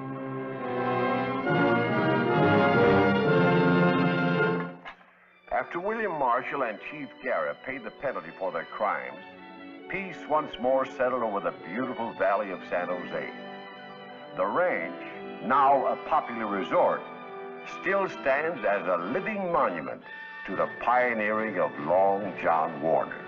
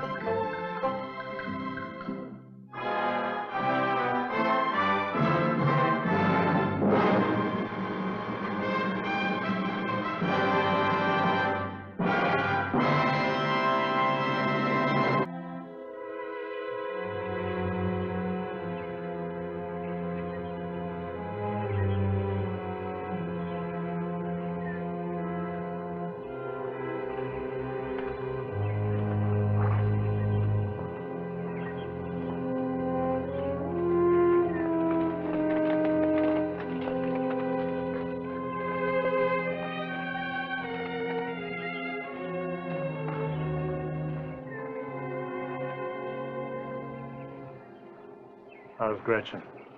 Pairing up. The ice house.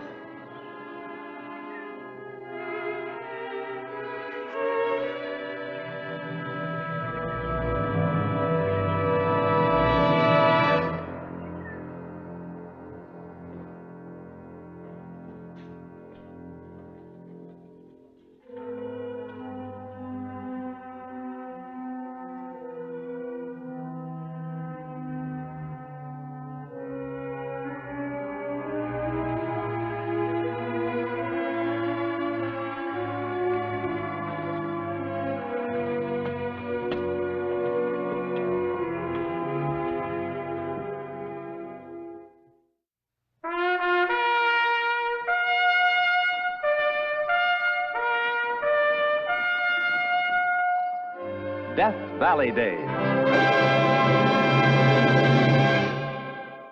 Howdy, folks. I'm the old ranger. This is a farmhouse in the Black Hills country, back in the year 1873. One of a handful of houses in a vast area, so primitive and so isolated, it has no name. Usually, one house became the focal point of whatever community activity there was. Here, the mail was dropped off at infrequent intervals, and the simple folk gathered to exchange views. Such a place was Abel Duncan's farmhouse. He's dead, but all that he was is very much alive in a very pleasant way. Because Abel Duncan made a startling request in a story I call Abel Duncan's Dying Wish.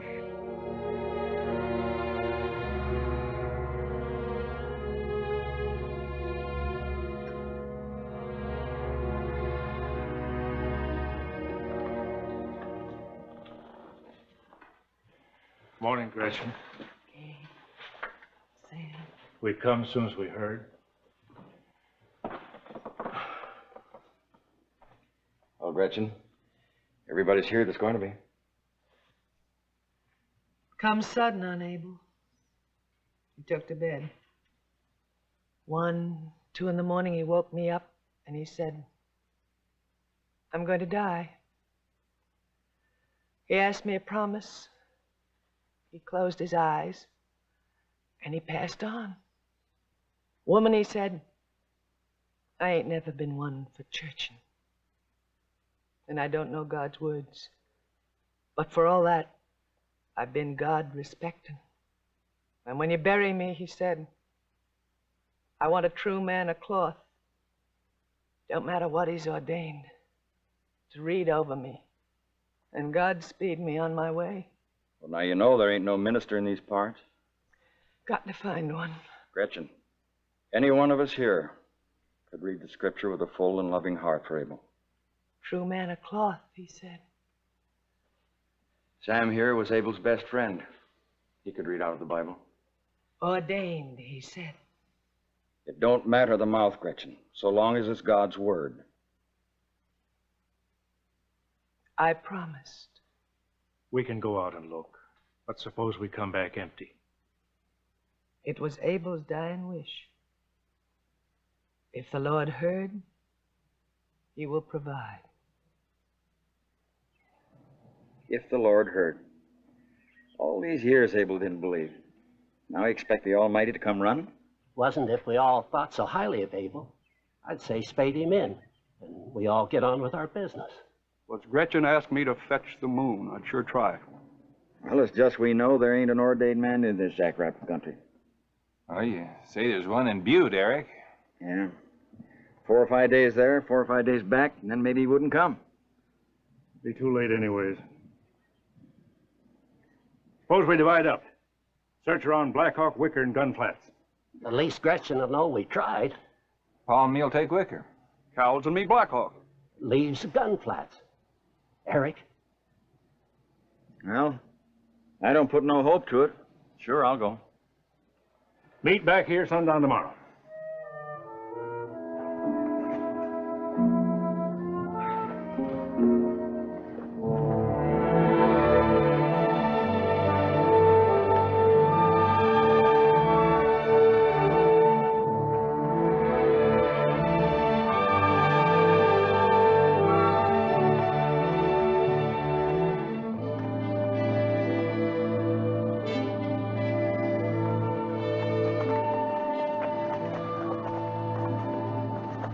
That'll help, eh? Right so.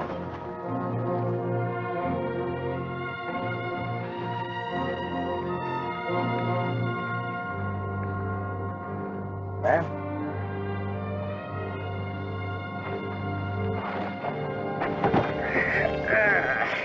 There. Oh, thank you, gentlemen. Thank you very much. Yes. Well, it's a bad place to be stuck out here in the middle of nowhere. Well, my wife and I, Oh, this is Clara, and I'm Joe Brigger. We're going to the Miller wedding. We're kind of late, but thanks to you gentlemen now, at least we'll get there. Wedding? With the Justice of the Peace? Oh, no, it's a religious ceremony. Maybe they'd like to come with us. I'm sure the Millers wouldn't mind. It's a happy occasion. Thank you, ma'am. We like that. Well, come along then.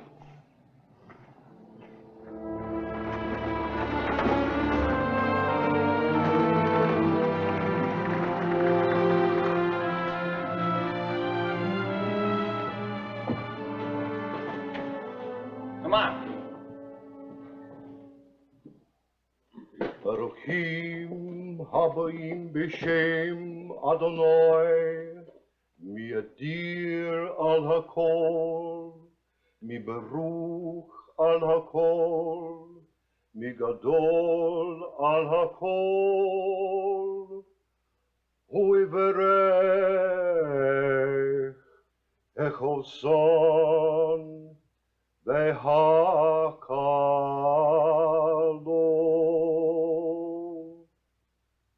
Blessed be ye who come in the name of the Lord. We welcome you beneath the huppah, the wedding canopy symbolizing your future home together.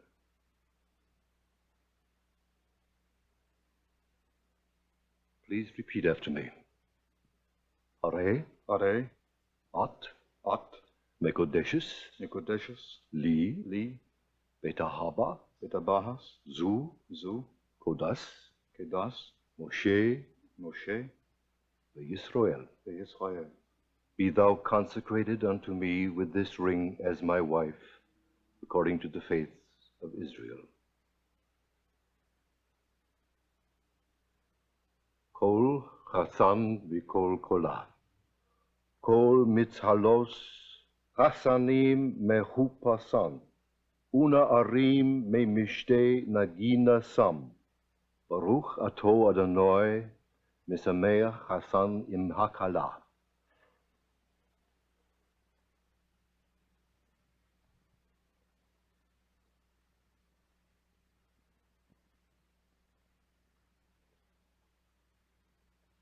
We recognize the imperfections of the past and the world today by shattering this glass at the end of the ceremony. And as we break it, we pray that we may yet achieve a peaceful world in which the breaking of the glass will no longer be necessary.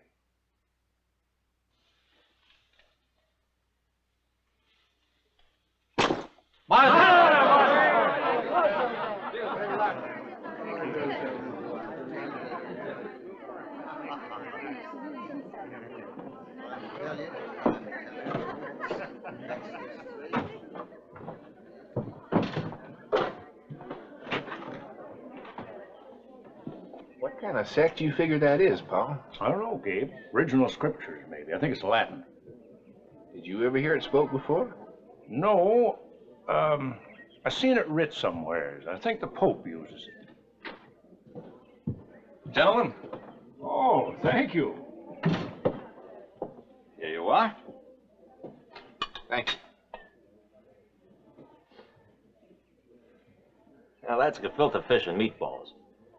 You'll enjoy it. And the sacramental wine. Excuse me, I'd better go in and lend a hand. Well, l'chaim. Now, that means to your health. Oh, and to yours.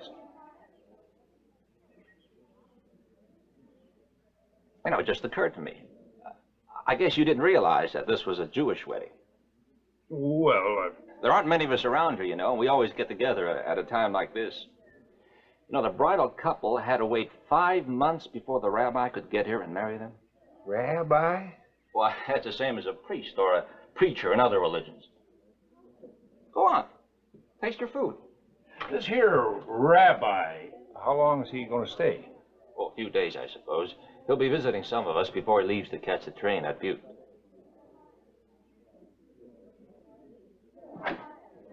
Oh, hello, Paul. How are you? Come on, sit down. Right. Join us. Enjoying yourself? Oh, just fine. Nice ceremony, wasn't it? Sam and Gabriel McAvee, Paul Morrison. Howdy. Glad to know you. Howdy. Excuse me, I have to get back to Clara.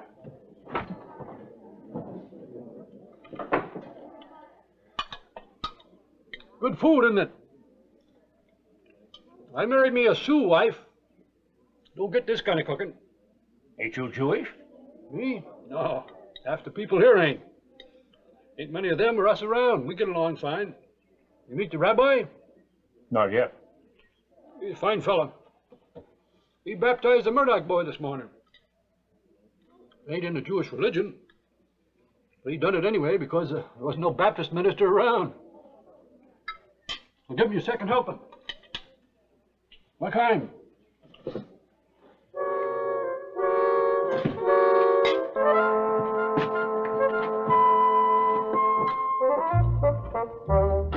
What do you think, Paul? If he baptizes and marries, he can bury.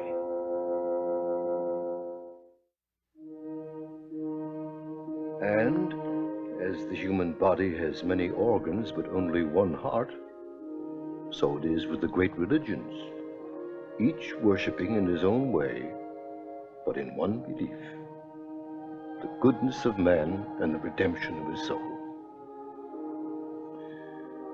What you said, Rabbi, about that Pharaoh. Well, he sure was an ornery cuss. Yes, he was an ornery cuss. You sure make belief in God sound simple. But if God's so all-powerful, why are there pharaohs in the first place? I seek God. I do not challenge him. Perhaps truth is sweeter and more enduring for the finding of it. Guess you're right. Corn is sweeter for the plowing. Anyway, sure nice of you, Rabbi. Troubling and all. Abel Duncan being of a different faith. Well, to quote from your own New Testament, In my Father's house are many mansions. Yeah? I guess that's right. Well, I'm Tucky. Good night. Good night.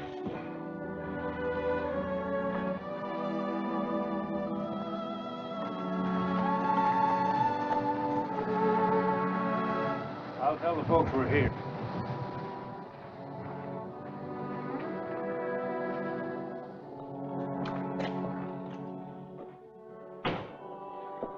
Where's Gretch?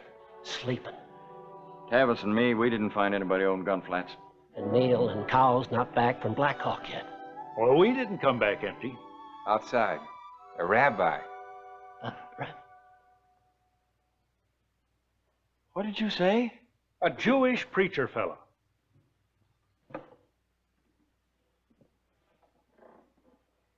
Good morning, Gretchen.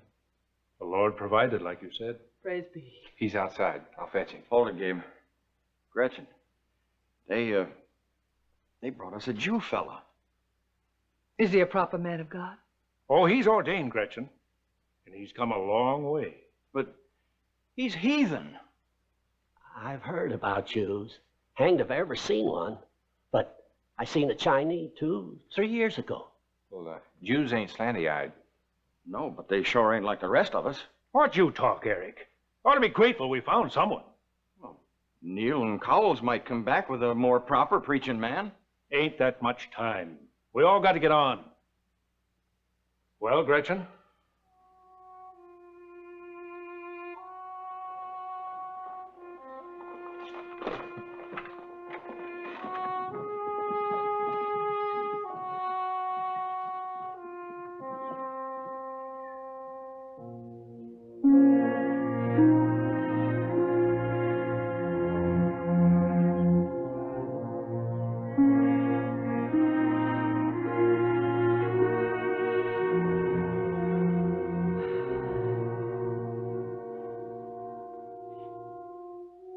Well, he don't look any different from anyone else. The devil comes in many guises.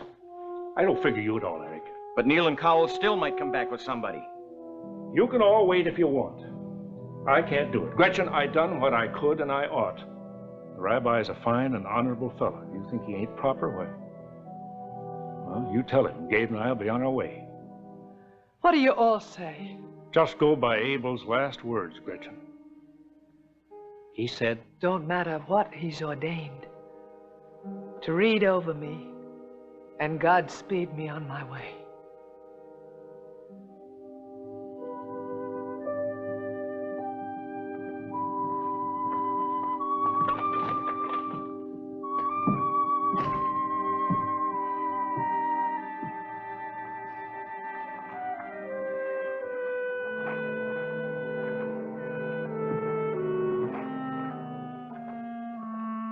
Rabbi?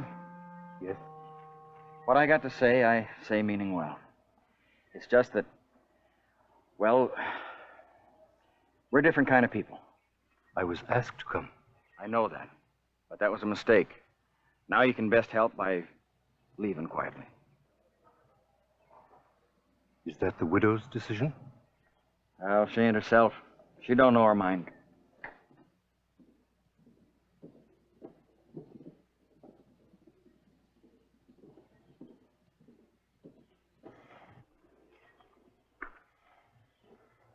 I can go and Abel Duncan will be buried. But if there's any point to a death of such a man, it's the legacy of love he leaves for his fellow man. If you can't be a part of that, you might at least respect it. That's right. So let it be, Eric. Sam, I'm kin. I got a right to say what I feel. Please. This isn't fitting. And this is not new to me. That which one does not understand, one fears. Rabbi, ever buried a Christian before? Many times. I was attached to Ferguson's 3rd Cavalry. I'd be pleased. I'll do my best.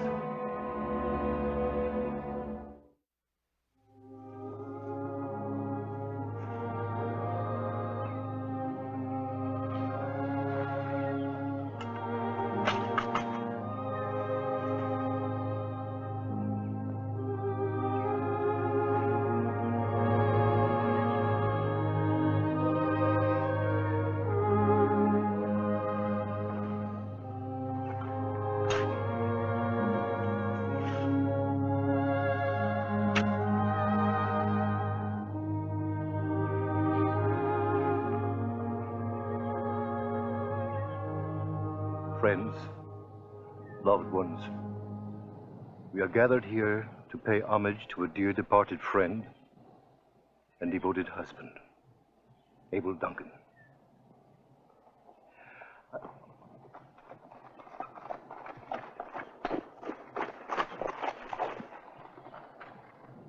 Kneel and calls.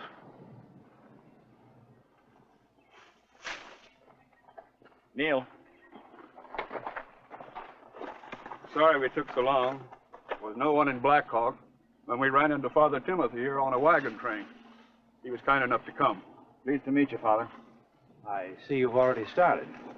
No, just wait, Father. Kneel.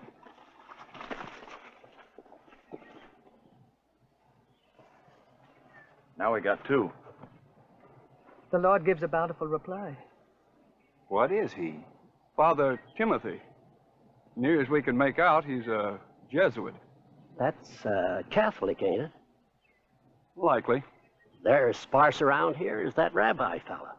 Well, he'd be a lot closer to what Abel'd want. Ain't that so, Gretchen? I don't know. Our folks was Luther, Eric. Abel's pa was Baptist.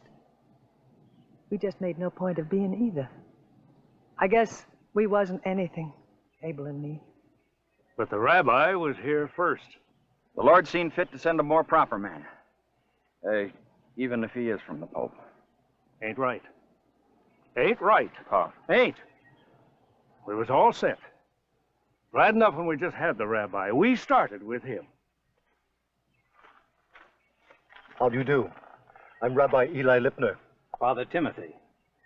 We're both far afield. Yes. I'm afraid the situation is complicated now.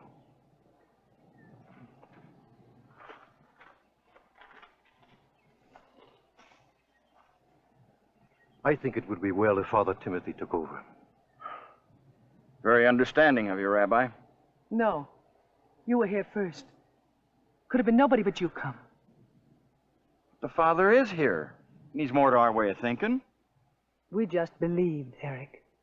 In no special way, but just believed. Father, this is Mrs. Duncan. Pleased to meet you, Mrs. Duncan. Father. Speak to her, Father. Make her understand. The rabbi understands. It's a small matter, Father, whether you or... It is? Suppose I hadn't come. You would have gone ahead with the service. But, Father, you are here, and that's just the difference. Eric. Now, Gretch. You shut up. Just shut. I appreciate your coming, Father Timothy. And I'm beholden to the two of you. But I think my husband would say that him that is first is him that serves. That's very kind of you. But I would understand if you preferred... Please, Rabbi. You started. You finish. But, Gretchen, the Father's come a long way. Both the rabbi and I have come a long way. But you have a longer way to go. And it won't make it easier by my being here now. Really? Mrs. Duncan, I think you are very right. Please continue, Rabbi. I'm sorry I interrupted the service. Father Timothy, I'd like it if you'd join me in the service. No, I don't. No, I would be pleased. And I'm sure the widow would. And both of us bidding Abel Duncan Godspeed will surely get him there. V'maglei tzedek limahan shemo. Ye profundus clamo ad te Domine, Domine ode vocum meum. Fiant oris tui antante o vocum obsecrationis mea. Out of the depths I cry to thee, O Lord. Lord, listen to my voice. Let your ears be attentive to the voice of my supplication. O Lord, support us in this long day, until the shadows lengthen and the evening comes, and the fever of life is over, and our work is done. Then, in thy mercy, grant us safe lodging and peace at last. Amen.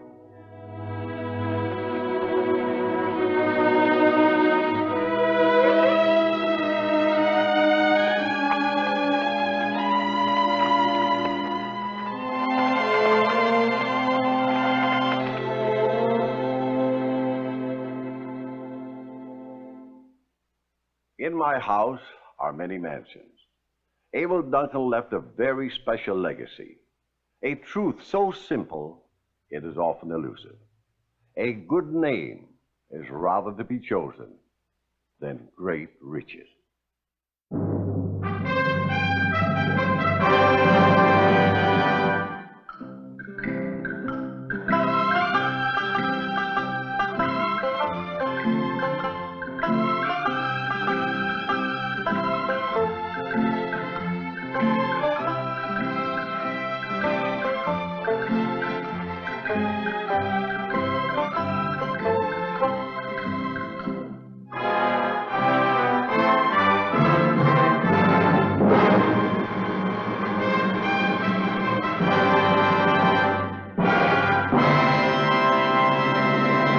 Little Oscar's Millions.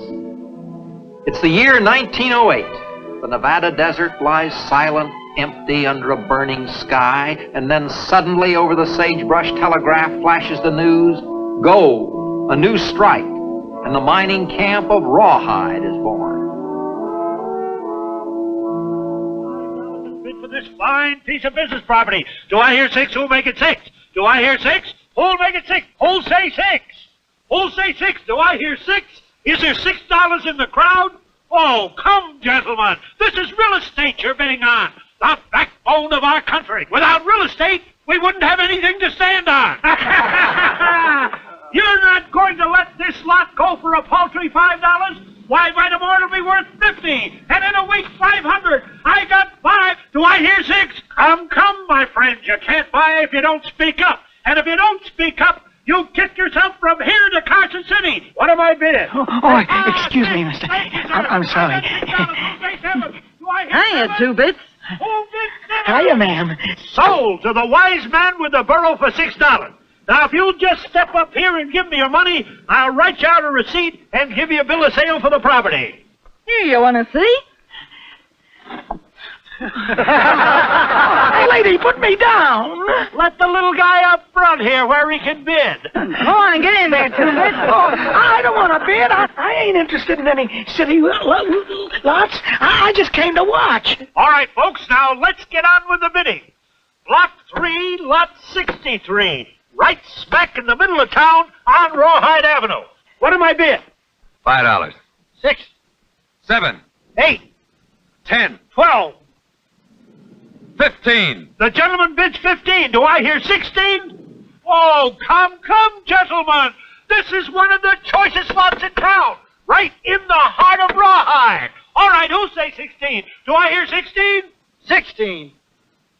17. 18. All right, I got 18. Who say 20? Who say 20? Only $20 for a choice lot that will soon become the Queen City of the Desert.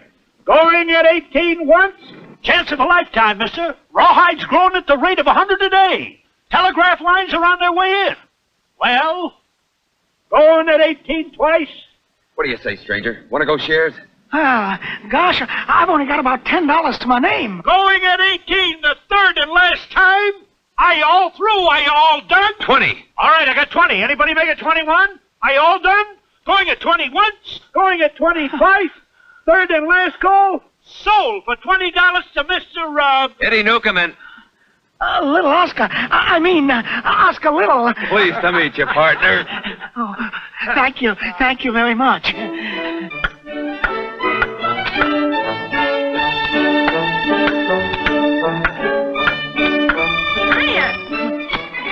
Two Bits. How's the big real estate operator? Well, we already been offered $500 for this lot. But Eddie's holding out for more. He says we're going to make a fortune. Well, look me up if you do. I'd like to be the first to congratulate you. Thank you, Miss... Ruby's the name.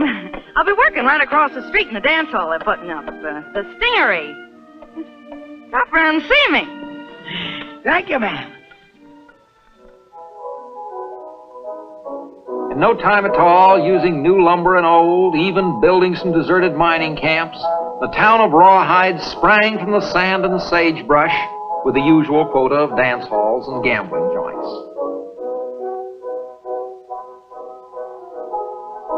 And right in the middle of them was little Oscar's vacant lot.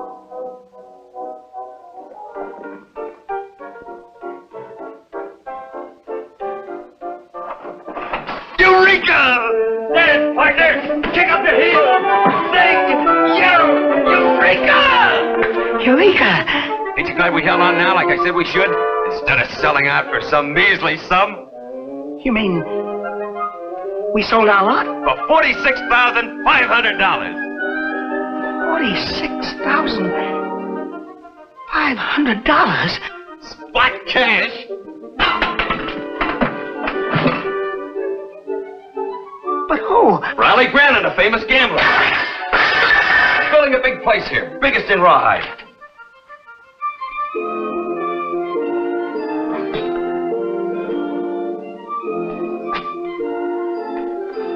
$46,500 split two ways. Is $23,250 apiece. And you'd have sold out for $5,000. I'd have sold out for $500. Why, the most money I ever had in my whole life at once was $100. Well, you're in the chips now, partner.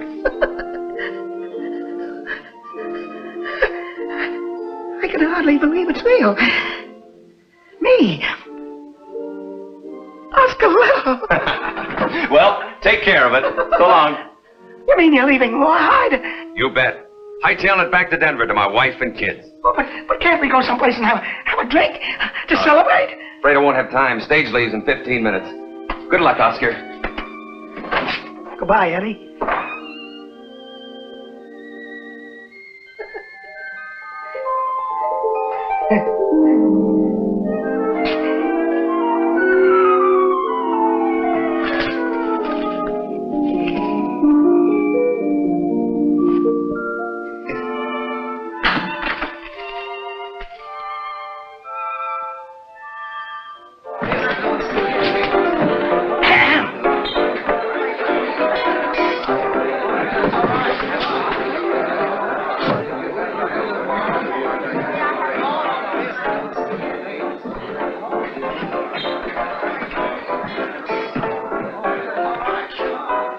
Well, here's mud in your eye and dust in your poke.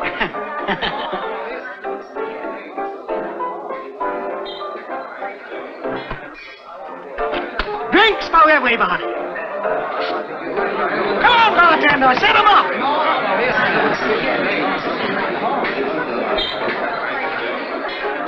Thanks, stranger. Stranger? Why, I was here when this town was born. I'm one of the founders. Sure, bought one of the first lots. And I just sold it at 200,000% profit. Hey, what's going on around here? Hello, Miss Ruby. Will you join us in a drink? Sure, who's buying?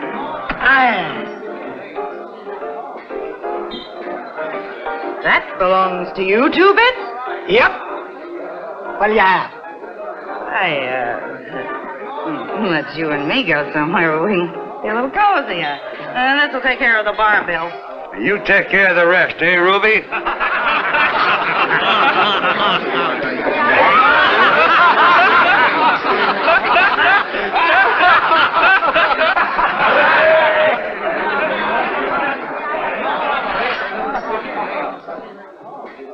Now, where'd you get all this? Hold up a stage? No, not you. We sold our lot, Ruby. I got $23,250. Did you say $23,250? Yep. And it's all here? All except the $10 you gave the bartender. You know, Two Bits, I had a feeling the day I picked you up that you was a man to keep an eye on. Hey, Mandy, bring us a bottle of your best and a couple of glasses. You mean you're going to help me celebrate? You bet I am. I'm going to make this a day you'll never forget. Yes, sir. Little old Eddie's on his way to Denver by now. You know something? I kind of envy him. Oh, what's so wonderful about Denver? I mean, having a wife and kids. Oh, shouldn't be hard to find yourself a wife. Kids, of course, take time. All my life I've dreamed of being rich. And now that it's happened, I feel kind of lost without having someone to rejoice with. Oh, I'm rejoicing. I mean someone close to me, not like a friend. Ain't you got a family? I did have once upon a time in upstate New York. But I ain't seen or heard from them since I ran away from home 33 years ago. Well, didn't you never write them? Never had nothing to tell them till now. It's nice of you to waste your time sitting here talking to me like this, Ruby. Oh, shucks, Tubis. It's my pleasure. You're a fine girl. Finest I ever met. You're drunk. All right. I mean it.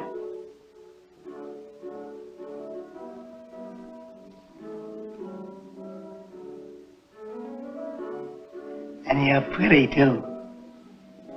I was, once. You are now. To me.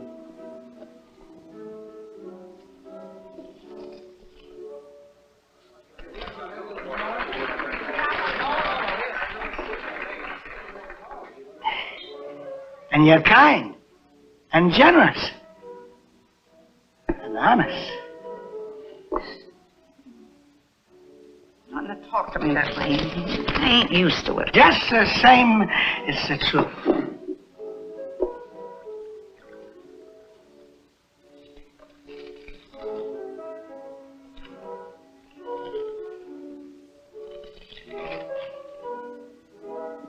If it hadn't been for you, I never would have even brought that on. The auctioneer might never have even seen me. So I want you to take some of that money. You do? Yeah. You earned it just as much as I did.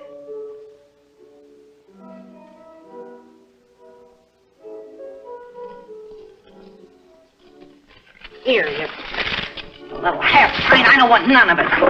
Now go pack your stuff and get out of town as fast as you can. Out of town? What for? For your own good. Go back east. Visit your family. Be with somebody close to you. You know something, Ruby? That's a good idea. Thank you. Thank you very much. Oh, don't thank me. Just get going. And keep that money in your pocket. With a safety pin on it. Almost before he could realize it, Oscar Little was aboard a train headed east, trusting that some of his folks were still living in the same town. And sure enough, they were. Business is business, Carl. Facts are facts. This note is long overdue, and I'm here to collect it. I know how you feel, Myron, but can't you give me another 30 days? Please, just another 30 days. I've already given you 60. I can't see what good another 30 will do. But I'll raise the money somehow. Somehow. That's what you said the last time. I am a practical man, Carl. Personally, you're a very fine fellow. But from a business standpoint, you're a mighty poor risk. I just cannot let this note run another day. But we just don't have the money now, Mr. Welch. Then I'll have to attach what property you do have. You mean take the livery stable? Oh, you can't do that, Mr. Welch. Oh, no. Now, goodness knows I don't want to. With a horse and buggy on its way out, it certainly isn't worth much. But I'm a businessman, and a half a loaf is better than none at all. Oh, dear. It's my living, Myron. You want to ruin me? You're already ruined. Don't you talk to him like that. It's high time that you quit wishing for miracles and come to realize that... What did you say? I said, don't you talk to him like that. Mr. Little here happens to owe me $6,000, and I don't see why. Oh, is that all? Well. The way you were squawking, I'd have thought it was $1 million. There's your $6,000. Now get out of here.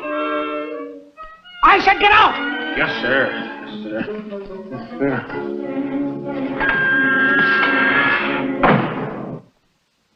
He's quite right about a livery stable being a back number, Carl. You ought to switch to automobiles. Here. This'll buy you several as a starter. Nice little place you've got here. Needs fixing up, though. We'll take care of that right away. Excuse me, if I'm not too curious. Just who are you? Me? Why, I'm your brother Oscar.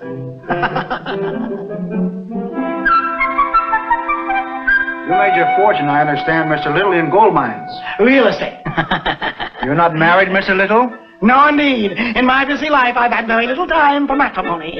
He owns all of Rawhide, Nevada. Did own, my dear. I sold out at the peak. Was that one of your biggest deals, sir? Yes, indeed. I sunk a great deal of capital in Rawhide. I could foresee its future as Queen City of the Desert. My investment yielded a profit of 200,000%. Now, if you'll stop asking questions for a minute, chin up a little higher, Mr. Little. That's it. Step in closer. Oh, I don't belong. I'm just watching. Oh, I thought you were one of the family. Well, then stand away a little.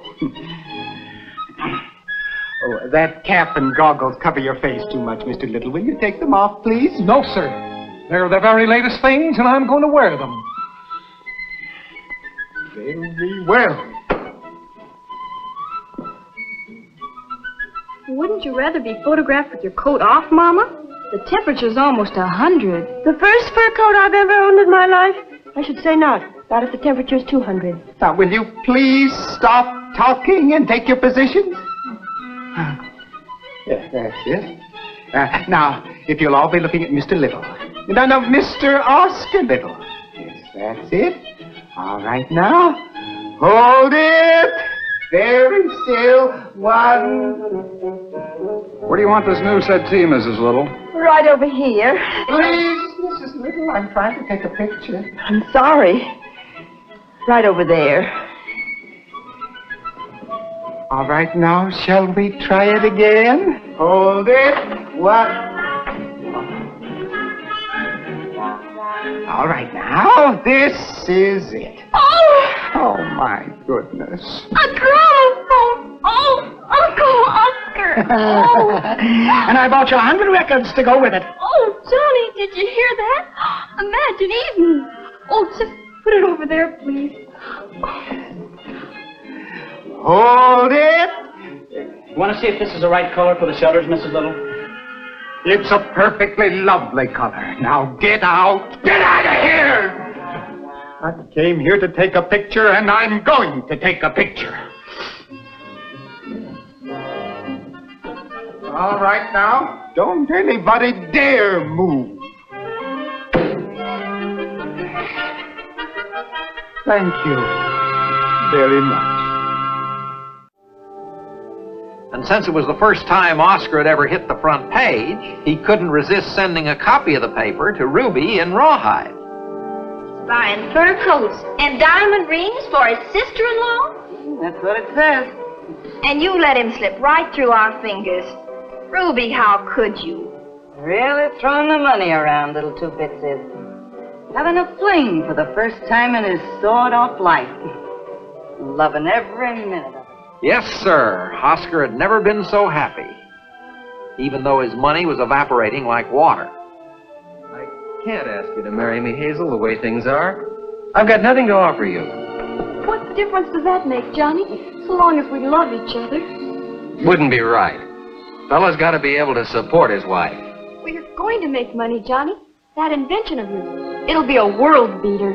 Sure, if ever I can get it on the market. But that takes capital. It may be years. Darling, don't say that. We can't go on waiting and waiting till we're old.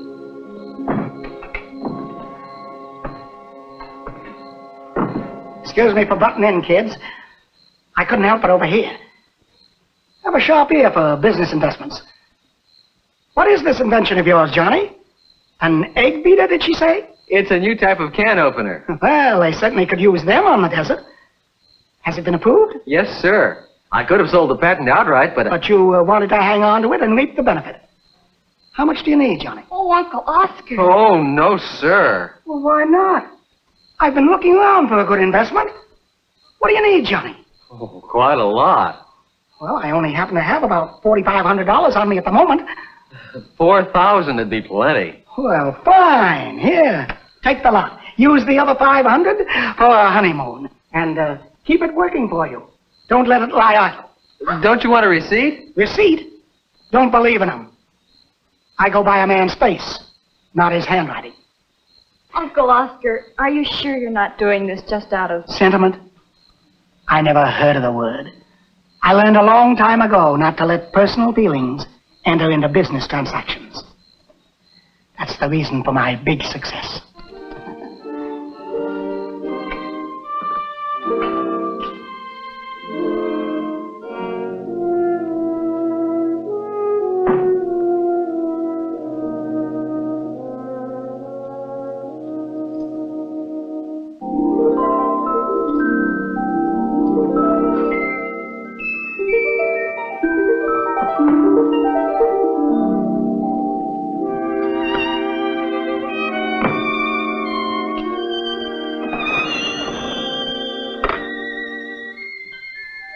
Hello? Give me the telegraph office.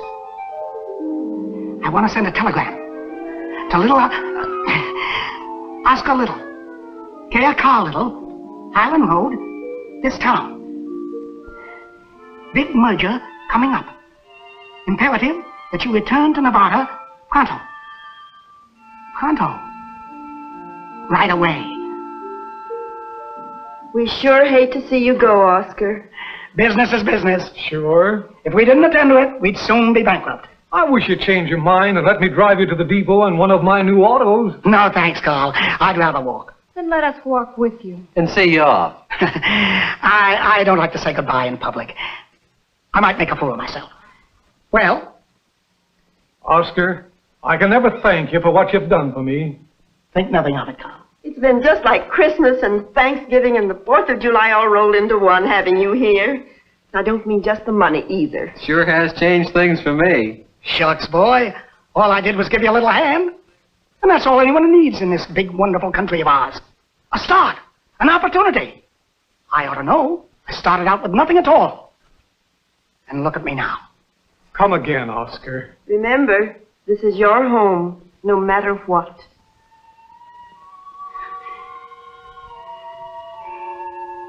Thanks, folks.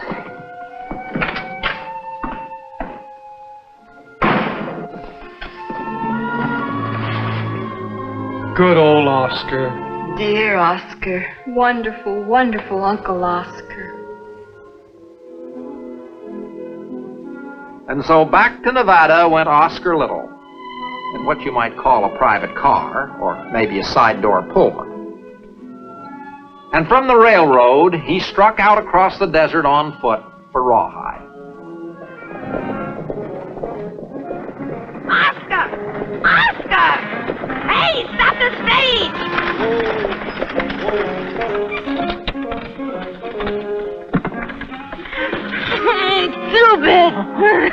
Ruby! What are you going in that direction for? You ain't leaving Rawhide. Well, everybody's leaving Rawhide. There was a big fire. Wiped the whole place out. Well, they can build it up again, can't they? Rawhide was through. One of those camps that was just a flash in the pan. Hey, Ruby, hurry up. We're all going back to Goldfield. Come along, there's room. Oh, fine. It'll only cost you $10. Oh, I guess maybe I'll walk. It's 100 miles. Well, I feel like stretching my legs a little after sitting on the train for so long. You broke 2 bits. Flat. Stony. But anyway, it was worth it. If I had the chance, I'd do it all over again. Maybe you will. I doubt it. But anyway, I've got something nice to remember for the rest of my life. Hey, Ruby, get aboard. I'll stake you to the ride. I'll see you in Goldfield. All right, 2 bits. See you in Goldfield.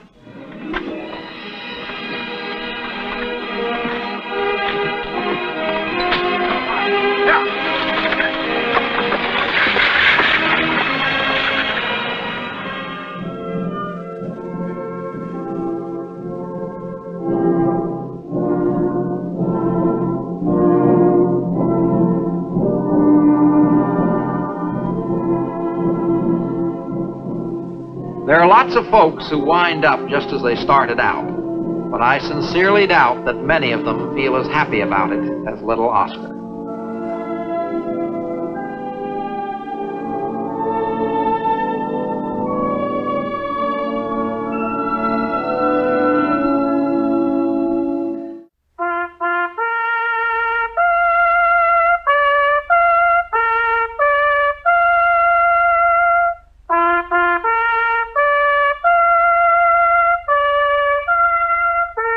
আসলে আমি মূলা একদম পছন্দ করি না, কিন্তু আজকে এসে এতগুলো আইটেম খেয়েছি, প্রত্যেকের পারফরমেন্স আসলে আজকে খুব ভালো হয়েছে।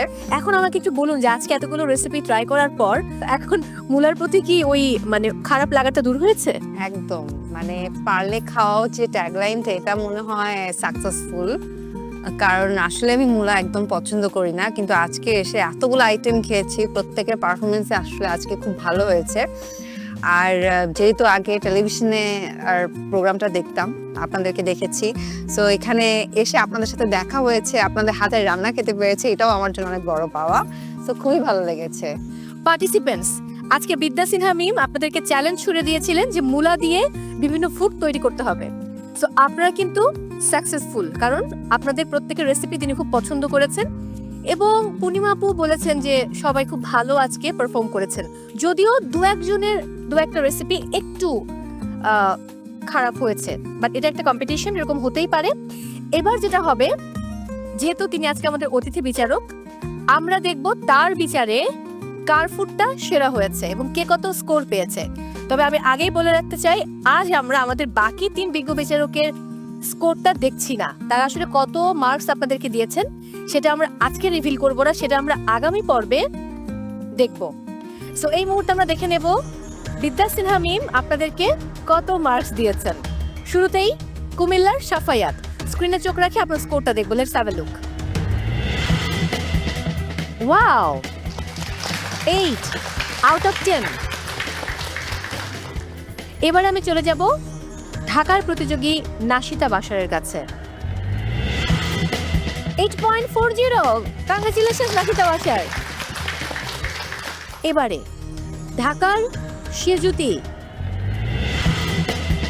7.60। জয়পুরহাটের কুমু, আপনার স্কোরটা দেখে নেব। 6.60। এবারে চট্টগ্রামের উর্মি মাহবুব 4.40 আউট অফ 10।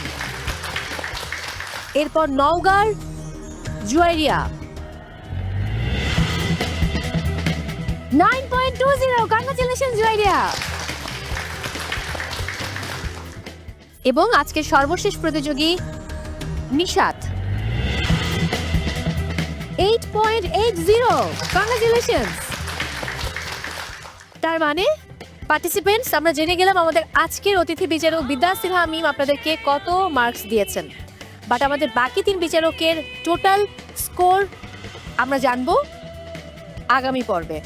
এবং আমি আরও জানিয়ে রাখতে চাই, আগামী পর্বে আমাদের বাকি 7 জন পার্টিসিপেন্ট, অর্থাৎ যারা লবণ টিমে আছেন, তারা পারফর্ম করবেন।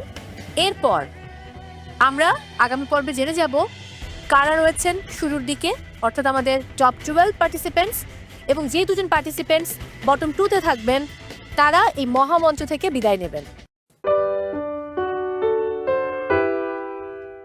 মেন্টরস টাইম আউট শুরু হবে এখন। 2 মিনিটস পাবেন প্রতিটা পার্টিসিপেন্টসের জন্য। 2 মিনিটস। না, ওই রেশিও মেইনটেইন করতে 3টা ভাগে ভাগ করেন, তারপরে এই 3টা রুটি একসাথে দেন দিয়েছে। সংখ্যাটা হলো ফ্লেভিয়াতে দিবেন না, চিলি ফ্লেক্স এটাতে না, আমি বলি আপনি শ্যালো ফ্রাই করবেন। হ্যাঁ, কাটলেটে দেবেন, চাটনি লাইক কাটলেট, ঠিক আছে?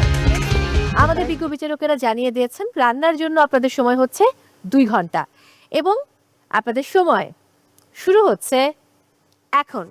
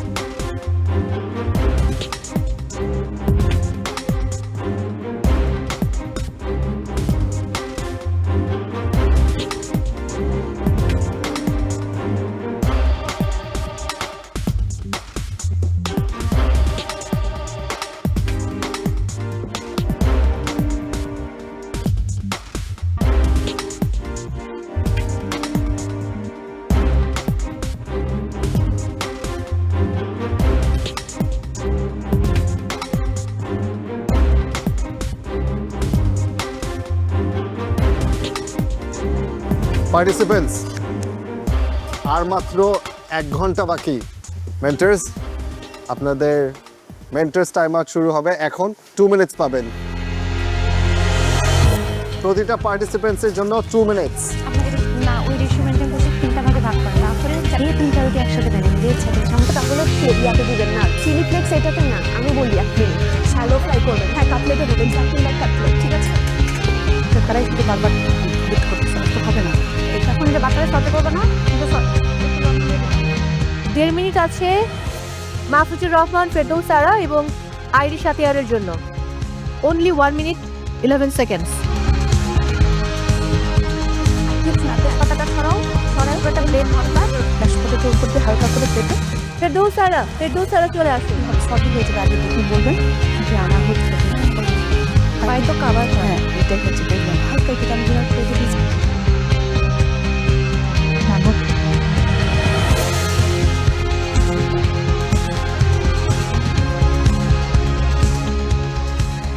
নাদিয়া, নাতাশা, আজকে আপনার 3জন পার্টিসিপেন্ট, খুব টেনশন হচ্ছে, অনেক অবস্থা যাদের।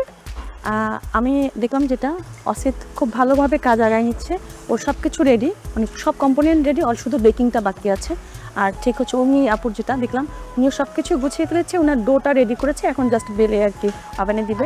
বাট আমি একটু টেনশন হচ্ছে ডাক্তার মুনিমকে নিয়ে অ্যাগেইন, কারণ উনি যে ডোটা করেছে আমাদের যে টার্ট শেলের জন্য, যেটা হয় কি যে এই শেল এটা কিন্তু আমাদের ফ্রিজে রাখতে হয় যাতে গলে না যায়, একটু রেস্টে রাখতে হয়। বাট উনি যেটা করেছে বাইরে রেখে দিয়েছে, সো দ্যাটস যেহেতু বাটার এবং গরমের একটা ব্যাপার থাকে, ওটা সফট হয়ে গেছে। সাদিয়া তাহের, আমি জিনাতকে নিয়ে একটু টেন্সড। আসলে আমার মনে হয়েছে সে ট্রেডিশনাল ফুড নিয়ে অনেক জানে বা তার আইডিয়া ভালো, ওটার হাত ভালো, বাট ইন্টারন্যাশনাল কুইজিনস নিয়ে আমার মনে হচ্ছে তার আইডিয়াটা একটু কম। যেমন ইটালিয়ানে আসলে কী কী টাইপের হার্বস যাবে এটা নিয়ে ওনার তেমন একটা আইডিয়া নেই। সো উনি ওই জায়গাটাতে আমার মনে হচ্ছে একটু মেসড আপ করবে, বাট আই হোপ যাতে ভালো করে। আইরিশ আতিয়ার, রূপাকে নিয়ে একটু কনফিডেন্ট ছিলাম, বাট রূপা আমার কেন জানি মনে হচ্ছে ও এখন কনফিউজ হয়ে গেছে, একটু প্রেশারাইজড হচ্ছে। ওয়ারাজ আমি সাইমাকে নিয়ে খুব বেশি টেনশনে ছিলাম, লাস্ট পর্বটাতে তার খুবই খারাপ হয়েছিল। আজকে সে ভালো করছে। ফেরদৌস সারা, 2জন পার্টিসিপেন্ট, এর মধ্যে কুমু আছে যে গত এপিসোডে হচ্ছে ব্ল্যাক স্কাপ পেয়েছিল। আজকে যে ব্যাপারটা যে ওর উপর একটা চাপ পড়েছে যে ও হচ্ছে কতটা বেটার করতে পারবে আজকের পারফরমেন্সটা। তো এখন পর্যন্ত আমি যতটুকু দেখেছি আমার কাছে মনে হয়েছে ও খুব মানে ভালোভাবে করছে ওর কাজগুলো। আর একটা হচ্ছে নওশিন, ও হচ্ছে ব্রেডও কখনো করে নাই, বাট আমি ওকে ফুল মেজারমেন্ট সহ ওকে সবকিছু ব্রিফ করে এসেছি। মাহফুজুর রহমান, আমার পার্টিসিপেন্ট হচ্ছে 2জন, নাশিতা আর সাফায়েত অলমোস্ট রান্না হয়ে গেছে, আমি টেস্ট করে দেখে আসছি, একটু সল্টের ব্যালেন্স আমার কাছে কম লেগেছে, বললাম সামান্য একটু দিতে হবে। নাশিতা যেটা স্টাফিং করেছে ওটা অনেক মজা ছিল, কিন্তু ওর টার্ট শেলটা একটু বাটারি হয়ে গেছে, এই জন্য ক্রাক আসছিল। আমি বলছি সামান্য একটু ময়দা, একটু আইসিং সুগার দিয়ে ওটাকে সুন্দর করে মিশিয়ে আবার তুমি 2-3টা বানিয়ে রাখ। Thank you, best of luck. দেখা যাক কি হয়। আমার তো মনে হয় যে আজকে সবাই খুব ভালো করবে। তোমার 2টো রেসিপি আমার ভালো লেগেছে, বাট বেশি ভালো লেগেছে হচ্ছে ডেজার্টটা। কিন্তু এইটা আমার কাছে অনেকটা হালুয়া টাইপ মনে হয়েছে, মানে ফ্লেভারটা। মূলার কোনো বাইট, ডেজার্ট অথবা হালুয়া বলি, যাই বলি, এটা too good. Thank you so much. এবারে নারায়ণগঞ্জের প্রতিযোগী নিশাত আঞ্জুম, আপনার ফুড নিয়ে চলে আসুন। বাবা, কত ফুড।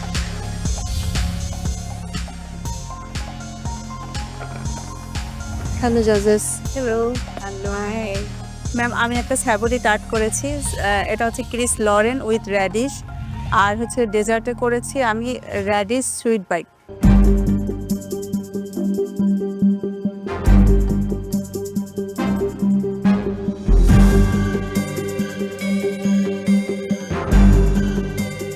নিশা, তুমি বেসটা কি বিস্কিটের বেস ব্যবহার করেছো নিচে? আমি টার্টের বেস করেছি। টার্ট সুইট ডো যেটাকে বলি আর কি, তুমি কিন্তু সল্টেড করে করেছো। হ্যাঁ, আমি স্যাবোরি করেছো, খেতে ভালো হয়েছে। তারপরে তোমার ইয়েটা ভালো ছিল, ডোটা ভালো ছিল, মানে ওয়েল ডান হয়েছে, আবার সফট ছিল। তোমার 2টো রেসিপি আমার ভালো লেগেছে, বাট বেশি ভালো লেগেছে হচ্ছে ডেজার্টটা। কিন্তু এইটা আমার কাছে অনেকটা হালুয়া টাইপ মনে হয়েছে, মানে ফ্লেভারটা। Thank you. নিশাদ, আমার কাছে আপনার পাইটা ভালো লেগেছে। Thank you ma'am. খেতে মজা, পারলে খাওয়াও টাইপের হয়েছে, বিকজ আমি এখানে একদমই মূলার কোনো কিছুই পাচ্ছি না। কাইন্ড অফ একটু পিৎজার মতন হয়েছে। স্পেশালি ডেজার্টটা অনেক বেশি ভালো হয়েছে। Thank you. গুড় দিয়ে মূলার কোনো বাইট, ডেজার্ট অথবা হালুয়া বলি, যাই বলি, এটা too good. Thank you so much. Kishta, I felt it was a risky move. It's a classic French recipe. I think you did a great job. Bhalo chilo taste ta. Balance of beef with mula, with cheese, I think right and appropriate notes ke hit kore. Overall bhalo chilo. I wish eta arektu shokto hoto. এটা উঠানো যাচ্ছে না, উঠানোর আগেই ভেঙে যাচ্ছে। So serving এর সময় একটু প্রবলেম হতে পারে। You won't be able to serve pieces. খিস ইউজুয়ালি আমরা কেটে পিসেস হিসাবে সার্ভ করি, সো ওই জায়গাতে একটু টেকনিক্যালি ভুল হয়ে যাচ্ছে। But overall I think that was a good try. Thank you sir. মূলা টেস্ট ওয়াইজ ওভাবে করে বোঝা যায় না, বাট আই ক্যান ফিল যে মূলা আছে এটার মধ্যে। What I really like is this, এটাতে মূলা টেস্ট করা যায়। It is a sweet dish, but গুড় কনডেন্স মিল্ক দেওয়ার পরেও যে অ্যামাউন্ট অফ সুইটনেসটাকে আপনি ব্যালেন্স করতে পেরেছেন, I really like this. So overall আজকে ভালো ট্রাই ছিল। This is not the best dish you have fed us, but it's good enough. ঠিক আছে, কস্টিংও ঠিক আছে। কিচেন ক্লিন ছিল না, বাট কস্টিং ঠিক আছে।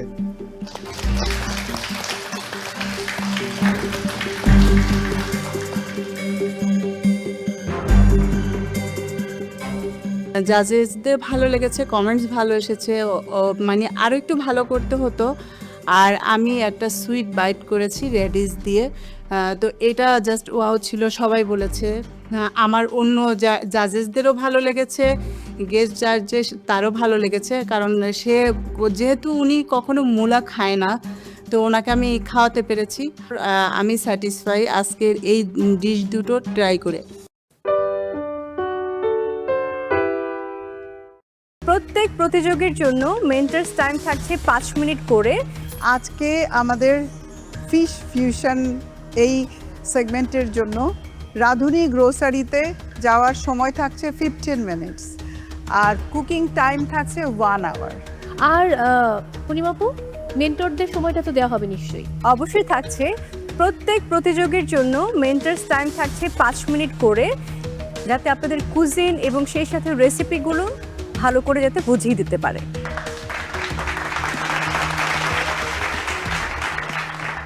Thank you. আমি আমার টিম বিজ্ঞ বিচারক অনুরোধ করব তাদের আসনে বসার জন্য। অনেক ধন্যবাদ।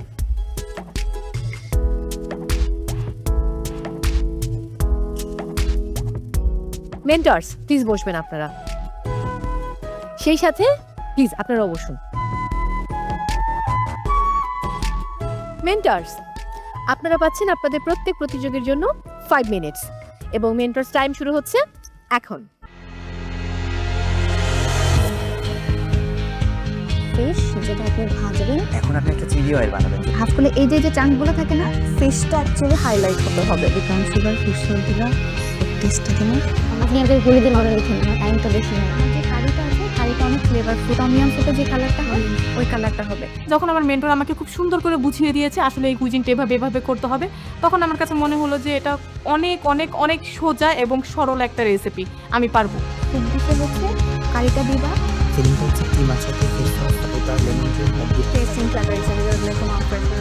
মালয়েশিয়ান কুজিন পাওয়ার পর থেকে আমার মাথায় কাজ করছে যে আমি আজকে একটা ফিশ ফ্রাই টাইপের কিছু করতে চাই। যখন আমার মেন্টরের সাথে এটা নিয়ে কথা বললাম, তখন উনি আমাকে বলল যে আমি করতে পারি, কিন্তু সে আমাকে অনেক কিছু সাজেস্ট করলো যেটা দিয়ে আমার ডিশটা আরও বেটার হতে পারে। ভালো করেছি। So best of luck, good luck. Okay, thank you, thank you. আমি স্পাইসেসগুলো ঠিক কোন যে সস দরকার এটার মধ্যে, হ্যাঁ মানে হচ্ছে আপনার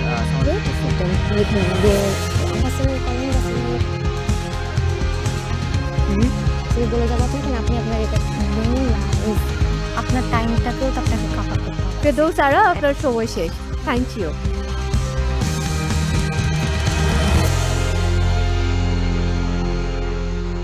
পার্টিসিপেন্টস, এবারে রাঁধুনি স্টোরে যাবার পালা। আর আপনারা সবাই জানেন রাধুনী স্টোরের জন্য আপনাদের সময় হচ্ছে 15 মিনিটস। সো আপনাদের সময় শুরু হচ্ছে এখন।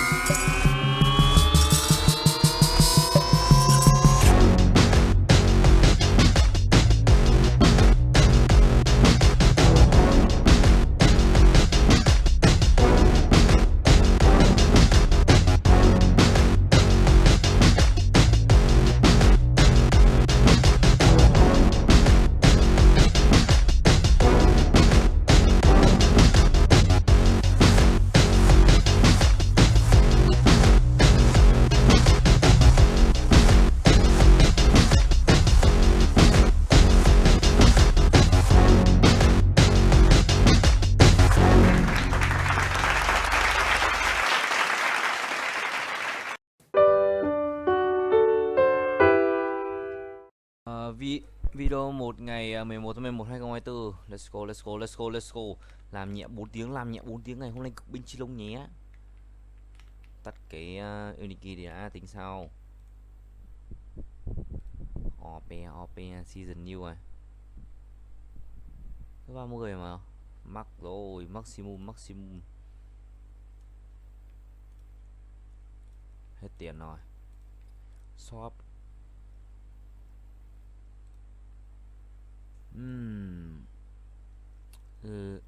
Lucky block loot.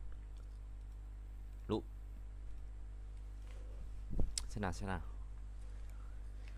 Hãy vào đọc ChatGPT và Gemini.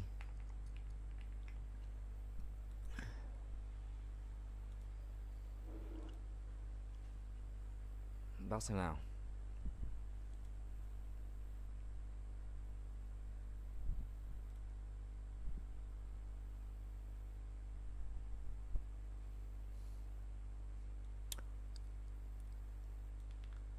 Masan Group 1.2 1.1 này. Lịch sử hình thành trình lịch sử hình thành Masan Group. Let's go buddy. Spotify free đi cho các chơi này.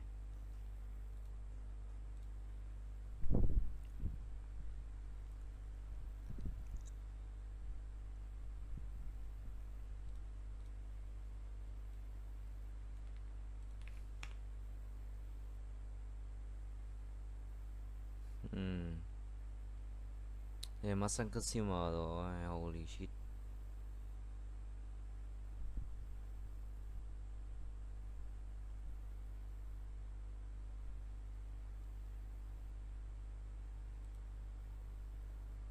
Masan Group.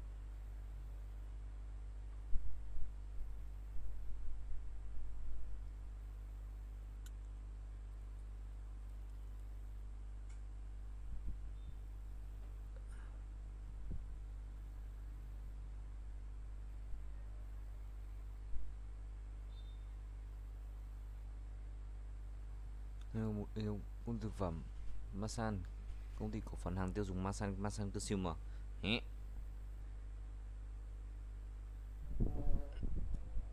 Xong rồi, nhọt rồi.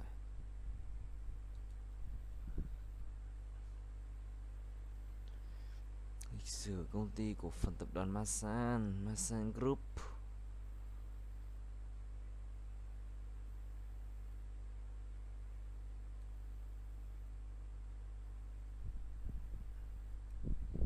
Lịch sử công ty 2023 2022.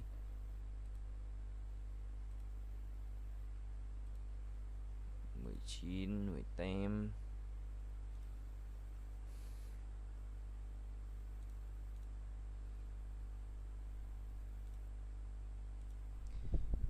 Cổ phần Masan được thành lập vào tháng 11 năm 2024. Hàng hải Masan.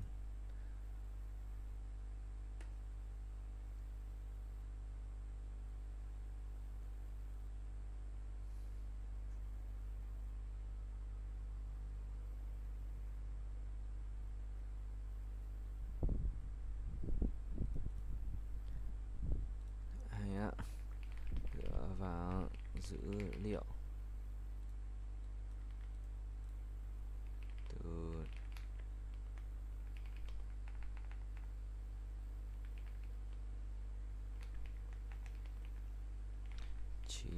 bày tất cả nội dung để sự hình. Nó là cái gì ta?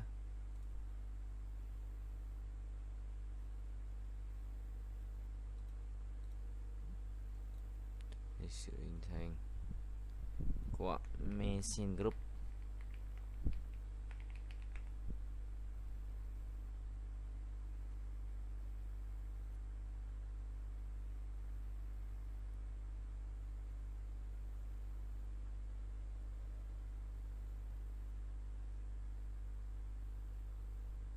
What?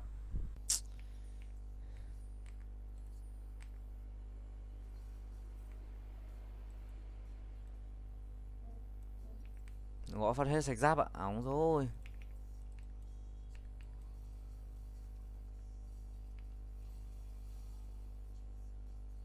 Nice.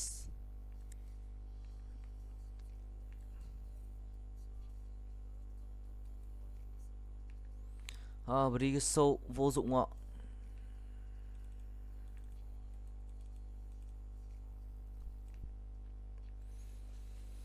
Nhưng mà đúp qua được counter quá.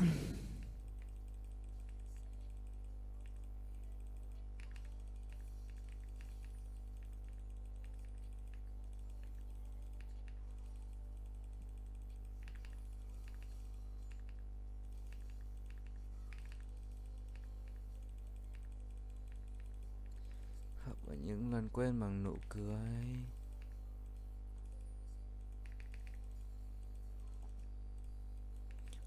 Brody cầm mắt kìa.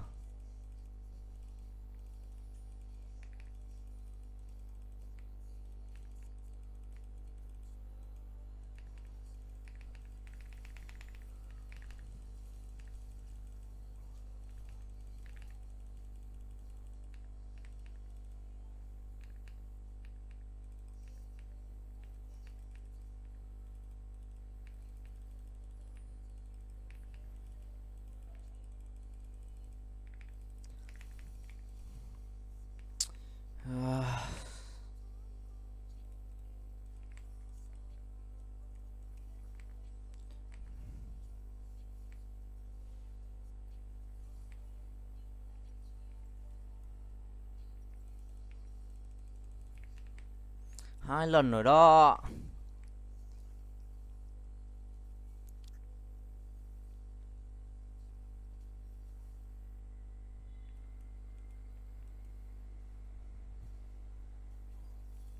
Dành cho 2 lần phát game.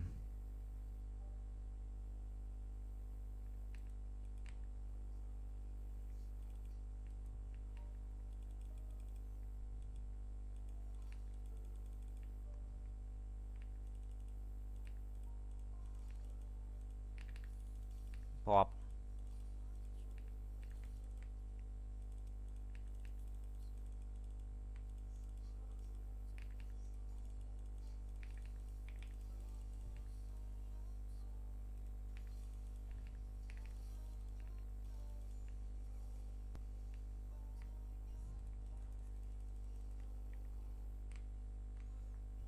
Cày thế.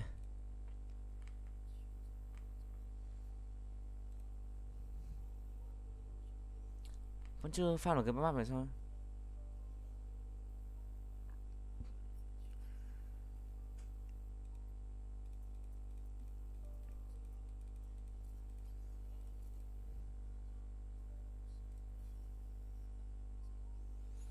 Thôi không.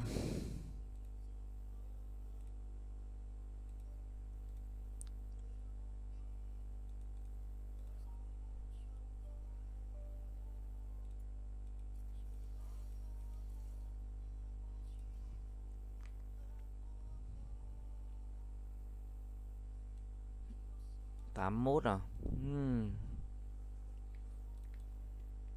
Pet đi kia 15 debug. Upgrade shop. Mắc.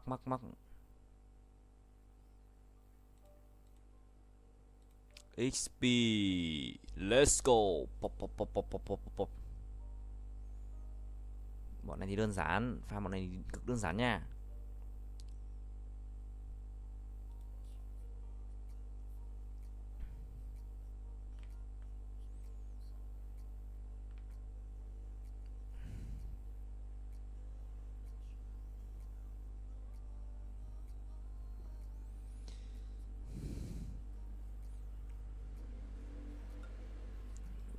4 con vàng, 5 con vàng.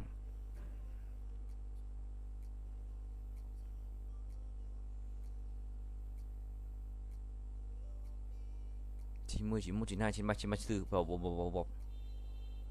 100. Bòm. Xong.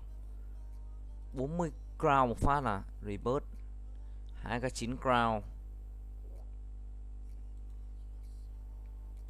2 cái 9 crown à.